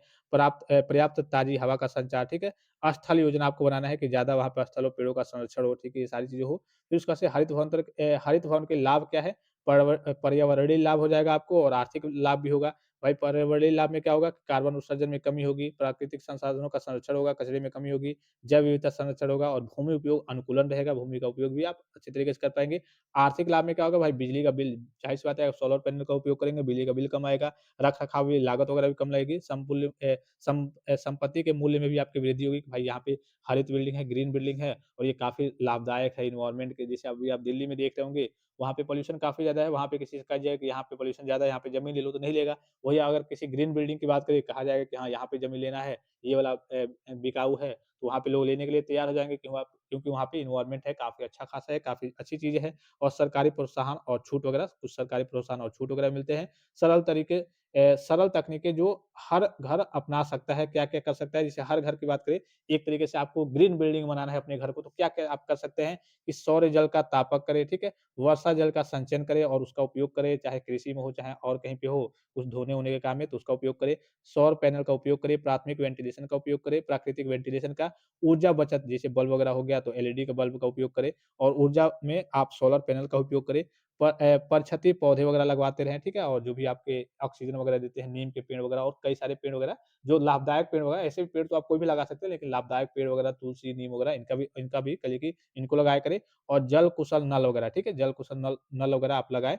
हाँ, जो जल के कुशल नल वगैरह हो ये नहीं कि आप कोई ऐसा नल वगैरह लगा रहे हैं या फिर मोटर वगैरह लगा देते हैं, नहाने के लिए चालू कर देते हैं, पानी गिरते रहता है, पानी वेस्ट होते रहता है, उनको कोई मतलब नहीं है कि हाँ, चलो 10 मिनट, 15 मिनट चल रहा है, नहीं। उसका भी आपको जल कुशल नल लगाना है कि जितना पानी का उपयोग करना है और जिस हिसाब से आपको पानी चाहिए उतना ही पानी आपको मिले। तो ये आप अपने स्तर से कुछ चीज़ों को करिए कि कुछ उपाय वगैरह हैं, तकनीकें लगा कर के आप अपने घर को एक तरीके से ग्रीन बिल्डिंग बनाने का प्रयास कर सकते हैं या फिर बनाने का करिए कि एक तरीके से तरीका समझ सकते हैं कि हाँ, ऐसे-ऐसे हम करेंगे तो हमारा और पेड़-पौधे वगैरह आपको लगाना ही लगाना है, चारों ओर पेड़-पौधे आप लगाएँगे ही लगाएँगे। तो ये कुछ सरल तरीके हैं, ठीक है? ग्रीन हाउस हो गया, उसके बाद से भू-जल प्रबंधन, लास्ट क्या है आपका ग्राउंड वाटर मैनेजमेंट यानी कि भू-जल का प्रबंध ये आपको कैसे करना है? यहाँ पे आपका ग्राउंड रहेगा ग्राउंड वाटर मैनेजमेंट यानी कि भूजल का प्रबंधन। तो भूजल प्रबंधन एक व्यवस्थित प्रक्रिया है जिसके द्वारा भूमिगत जल संसाधनों का सतत उपयोग, संरक्षण और पुनर्भरण सुनिश्चित किया जाता है। अर्थात ग्राउंड वाटर मैनेजमेंट का मतलब क्या है? जितने आपके वाटर हैं अर्थात जल है, उसका प्रबंधन कैसे की जाए, उसकी व्यवस्था कैसे की जाए, कितना किस प्रकार से उपयोग किया जाए, जहाँ वो बचा बचा भी रहे, ऐसा ना हो कि पानी को हम खत्म कर दें, जो फ्रेश वाटर है। आपके टोटल जो पृथ्वी पे देखिए पानी है, आपको मालूम है कि आपका जो पृथ्वी हो गया उस पे क्या है?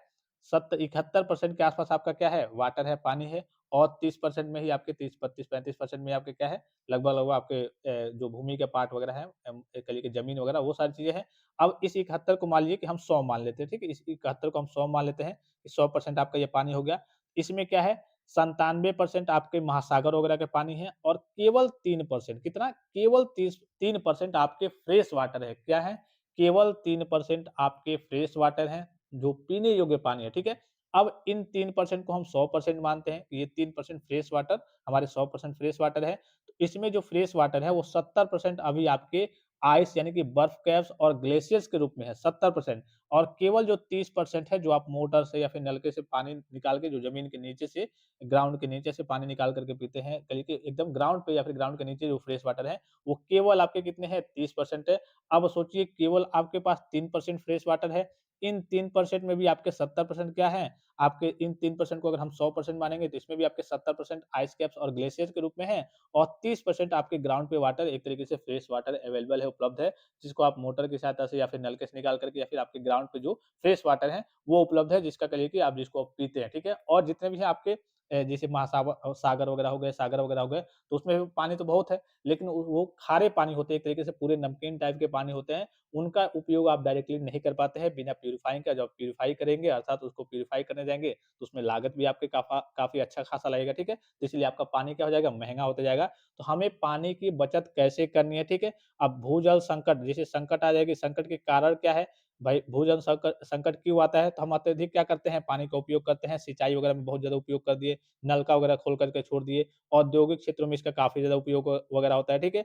फिर आपके प्रदूषण वाली चीज़ें हो गई, जैसे मान लीजिए कि हम घर में ही कोई कचरा हो गया, हम ले जाकर के जहाँ कोई फ्रेश पानी है, उसी में फेंक दे रहे हैं, ठीक है? या फिर कचरा वगैरह बहुत ज़्यादा फैला रहे हैं, कंपनियों के द्वारा जैसे आपके महासागर वगैरह, सागर वगैरह हो गए, तो उसमें कंपनियों के द्वारा जितने भी वेस्ट मटेरियल होते हैं, वो भी सारी चीज़ें अपशिष्ट वगैरह फेंके जाते हैं, ठीक है? कीटनाशक वगैरह, कीड़े वगैरह, मरी हुई चीज़ें वगैरह, वो भी सारी चीज़ें उसमें फेंकी जाती हैं। तो इससे क्या हो जाता है, हमारे जो भूमि का जल वगैरह है, जो हमारे पास ग्राउंड वाटर वगैरह है, वो क्या हो जाता है, दूषित होने लगता है, ठीक है? तो इसके संकट के यही कारण है कि हम चीज़ों पे ज़्यादा ध्यान नहीं देते हैं, जहाँ-जहाँ चीज़ें मन करता है फेंक देते हैं। फिर उसके बाद से आपका एक प्राकृतिक की बात करें, तो प्राकृतिक भी कारण बन सकता है। कौन-सा कारण भाई? अम्लीय वर्षा, जैसे अम्लीय वर्षा हो रही है जहाँ-जहाँ पे फ्रेश पानी मान लीजिए कि आपने रखा हुआ है, एग्ज़ाम्पल के लिए मान लीजिए कि आपने कहीं पानी इकट्ठा किया हुआ है पीने के लिए, आपके यहाँ पानी नहीं है, जैसे कई जगह शहरों में चले जाएँगे, अभी तो आप यूपी के स्टूडेंट हैं, यूपी में हैं, तो आपके लिए कोई समस्या नहीं है और आप शहरों में चले जाइए, मुंबई, दिल्ली, गुजरात साइड में मतलब कई जगहों पे जहाँ पे पानी केवल आपका मॉर्निंग में 4-5 बजे, 6 बजे तक आता है, 1 घंटे तक आएगा, उसी में आप जितना भर लिए, नहा लिए, दिन में आपको पानी नहीं मिलता है, आपको पानी पीने के लिए वहाँ पे नहीं मिलेगा, ठीक है? यहाँ तो आप चलिए अब नॉर्मली आप कहिए कि मोटर चालू करके नल के साथ बढ़िया से उपयोग करके पी ले रहे हैं, वहाँ पे काफ़ी समस्या होती है, तो इसीलिए उधर कहिए कि पानी का एक तरीके से महत्व समझा जाता है, उधर महत्व है। यहाँ पे जहाँ पे चीज़ें आसानी से मिल जाती हैं, वहाँ पे कोई महत्व नहीं होता है। तो एक इसका प्राकृतिक कारण भी है कि अम्लीय वर्षा भाई होती है, इसमें भी समस्या हो जाती है कि जहाँ पानी सही पानी है, वहाँ पे भी अब उसमें H2SO4, SnO3 वगैरह कहिए कि आपके अम्ल वगैरह आ जाएँगे, तो वो पीने लायक आपका पानी पीने लायक क्या, वो नहाने लायक भी नहीं रहता है, ठीक है? फिर उसके बाद से आपके भूवैज्ञानिक कई सारे परिवर्तन भी होते हैं, जिसके चलते ऑटोमेटिकली आपका पानी क्या होता है, वेस्ट होने लगता है, अर्थात खराब होने लगता है। कई सारी चीज़ें होती हैं। फिर उसके बाद से देखिए भूजल प्रबंधन के उपाय। अब क्या-क्या हमें उपाय करना चाहिए? मेन आपको यही पढ़ना है कि भूमि के जल का प्रबंधन हमें कैसे करना है? हम क्या-क्या उपाय करें कि हमारा जल वगैरह बचा रहे, सेफ वाटर जो भी आपके फ्रेश वाटर वगैरह है, वो सुरक्षित रहें। किस किस प्रकार से हम उनका उनकी सुरक्षा कर सकते हैं, किस प्रकार से वो सुरक्षित रह सकते हैं? तो पहला क्या है, जल का संरक्षण करें। आपको बूँद-बूँद सिंचाई, ड्रिप इरिगेशन को क्या करना है, बढ़ावा देना है।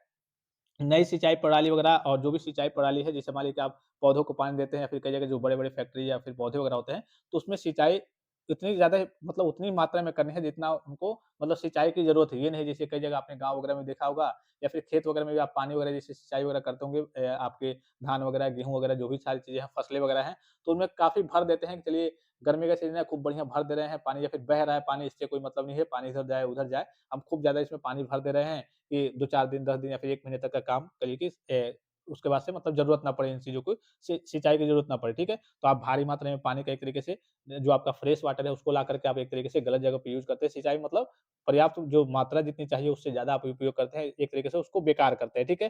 तो कम पानी वाली फसलों का और कम पानी वाली जितनी फसलें हैं उसका भी प्रोत्साहन करें, उसको ज़्यादा प्रमोट करें कि हाँ, जब कम पानी लगेगा तो पानी की बचत होगी, ठीक है? पानी की बर्बादी को रोकना, ये तो सभी को मालूम है। पुनर्भरण तरीके, अब पुनर्भरण में क्या होगा कि वर्षा के जल को आप क्या करेंगे, संचयन करेंगे, जैसे वर्षा पा बारिश आई, उसके जल को आपने इकट्ठा कर लिया, कुछ बर्तन धोना है, कुछ छोटे-मोटे काम है, कहीं सिंचाई का काम है, उससे आप काम कर लेंगे। तो ये क्या कर होगा आपका पुनर्भरण तरीके हो गए वर्षा के जल का संचयन करना, छत पे पानी का संग्रहण करना, सड़क और सतही जल का संचयन करना और रिचार्ज शाफ्ट पिन बनाना और भूजल का कहिए कि बाँध बना लेना कि हाँ, बारिश आई हमने बाँध बना लिया और जहाँ-जहाँ पे सिंचाई में कहीं खेत-उत में थोड़ा बहुत धनिया लगाया है, मिर्चा लगाया है, वहाँ-वहाँ पे सिंचाई करेंगे। हम जो फ्रेश वाटर है ग्राउंड ज़मीन के नीचे का वाटर जो नलके से और मोटर से लगाते हैं, उसकी जगह पे हम इसका भी उपयोग कर लेंगे, ठीक है? तो ये भी आप काम कर सकते हैं, ये भी एक उपाय है, ठीक है? विनियम और नीति, कुछ नीति वगैरह बनाना होगा, भूजल दोहन पर नियंत्रण करना होगा, जैसे सरकार वगैरह नीतियाँ वगैरह बनाती है, तो नीति वगैरह भी इसके लिए ज़रूरी है। तकनीकी समाधान क्या है? भूजल स्तर की नियमित निगरानी वगैरह करना और जल गुणवत्ता का परीक्षण वगैरह करना, ठीक है?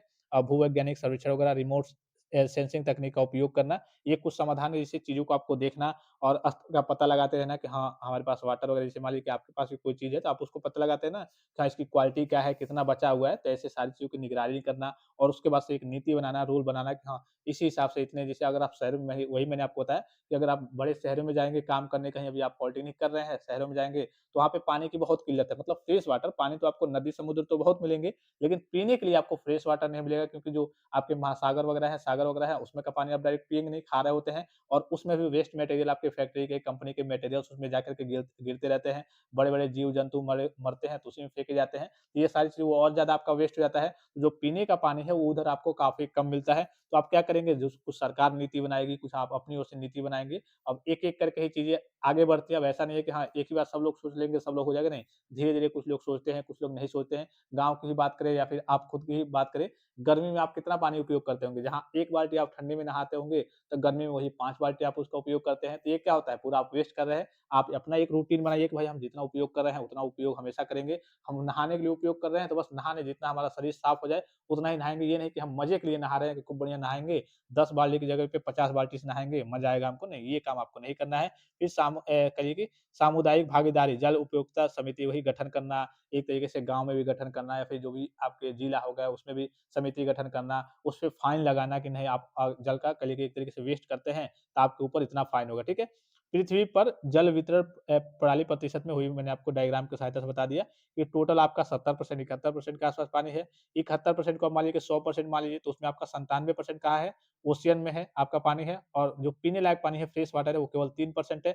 अब इस 3% को 100% मानेंगे, तो इस 100% में अर्थात 3% में आपका 100% में आपका 70% आपका किसके रूप में है? आपका आइस कैप्स और ग्लेशियर के रूप में है, आपका बर्फ के रूप में है, और केवल 30% आपका ग्राउंड वाटर वगैरह है, जो आप पानी वगैरह पीते हैं फ्रेश वाटर में, वो ग्राउंड वाटर के रूप में आपका केवल 30% है, ठीक है? यहाँ पे अगर आप देखेंगे तो इसमें भी ईज़िली एक्सेसिबल फ्रेश वाटर जो आपको आसानी से प्राप्त हो सकता है, जो आपके कहिए कि पृथ्वी पर मौजूद है, जैसे आपका एक तो ग्राउंड के नीचे का वाटर हो गया, जो आप नलके से या फिर कहिए कि मोटर वगैरह लगा कर के निकालते हैं। एक आपका ईज़िली आप जो एक्सेस कर पाते हैं, जैसे आपके लेक्स वगैरह हो गए, झील वगैरह हो गए, ये आपका 1% है। कितना है? 1% हो, जैसे झील वगैरह हो गए, सॉइल मॉइस्चर्स वगैरह हो गया, वाटर वेपर के रूप में और रिवर्स के रूप में जो फ्रेश वाटर है, वो केवल आपका 1% है। अब 1% में अगर 1% को यहाँ पे 100% मानते हैं, तो इसमें आपका लेक्स के रूप में आपका 52% आ जाएगा, फिर सॉइल मॉइस्चर के रूप में आपका 38%, 1% आपका रिवर के रूप में, और वाटर इन लिविंग थिंग्स के रूप में आपका 1% है, वाटर वेपर के रूप में मतलब कि जलवाष्प के रूप में आपका 1% है। ये पूरा आपके जल का वितरण हो गया, और इसमें मेन आपको बस यही पढ़ना है कि ग्राउंड वाटर को आपको मैनेज कैसे करना है,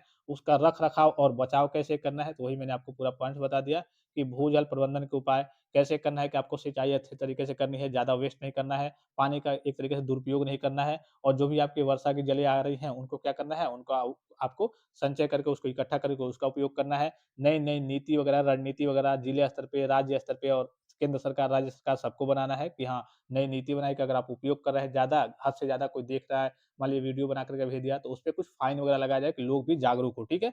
ये इसी तरीके से पानी वगैरह का बचाव होगा। भाई आप जब बचाव करेंगे नहीं, ज़ाहिर-सी बात है कि लोग आपका काफ़ी ज़्यादा नुकसान करेंगे। कई लोग सोचते हैं कि हमें कर लेने देना, हमारा नल का है, हमारा पानी, हम जितना मर्ज़ी उतना वेस्ट करें। नहीं, आपको अपनी ओर से भी एक तरीके से ज़िम्मेदारी समझ के इसका बचाव वगैरह करना है, ठीक है? उसके बाद से देखिए आपका ये अब यूनिट नंबर फर्स्ट के साथ चैप्टर नंबर फर्स्ट क्या हो गया, आपका समाप्त हो गया, और नेक्स्ट लेक्चर में हम वन शॉट करेंगे यूनिट नंबर सेकंड का, अर्थात चैप्टर नंबर सेकंड का एयर पॉल्यूशन का वन शॉट, सिंपल सरल और आसान भाषा में सारी चीज़ों को देखेंगे, सारी चीज़ों को समझेंगे। तो आई होप कि ये लेक्चर आपको काफ़ी ज़्यादा हेल्पफुल और इन्फॉर्मेटिव लगा होगा।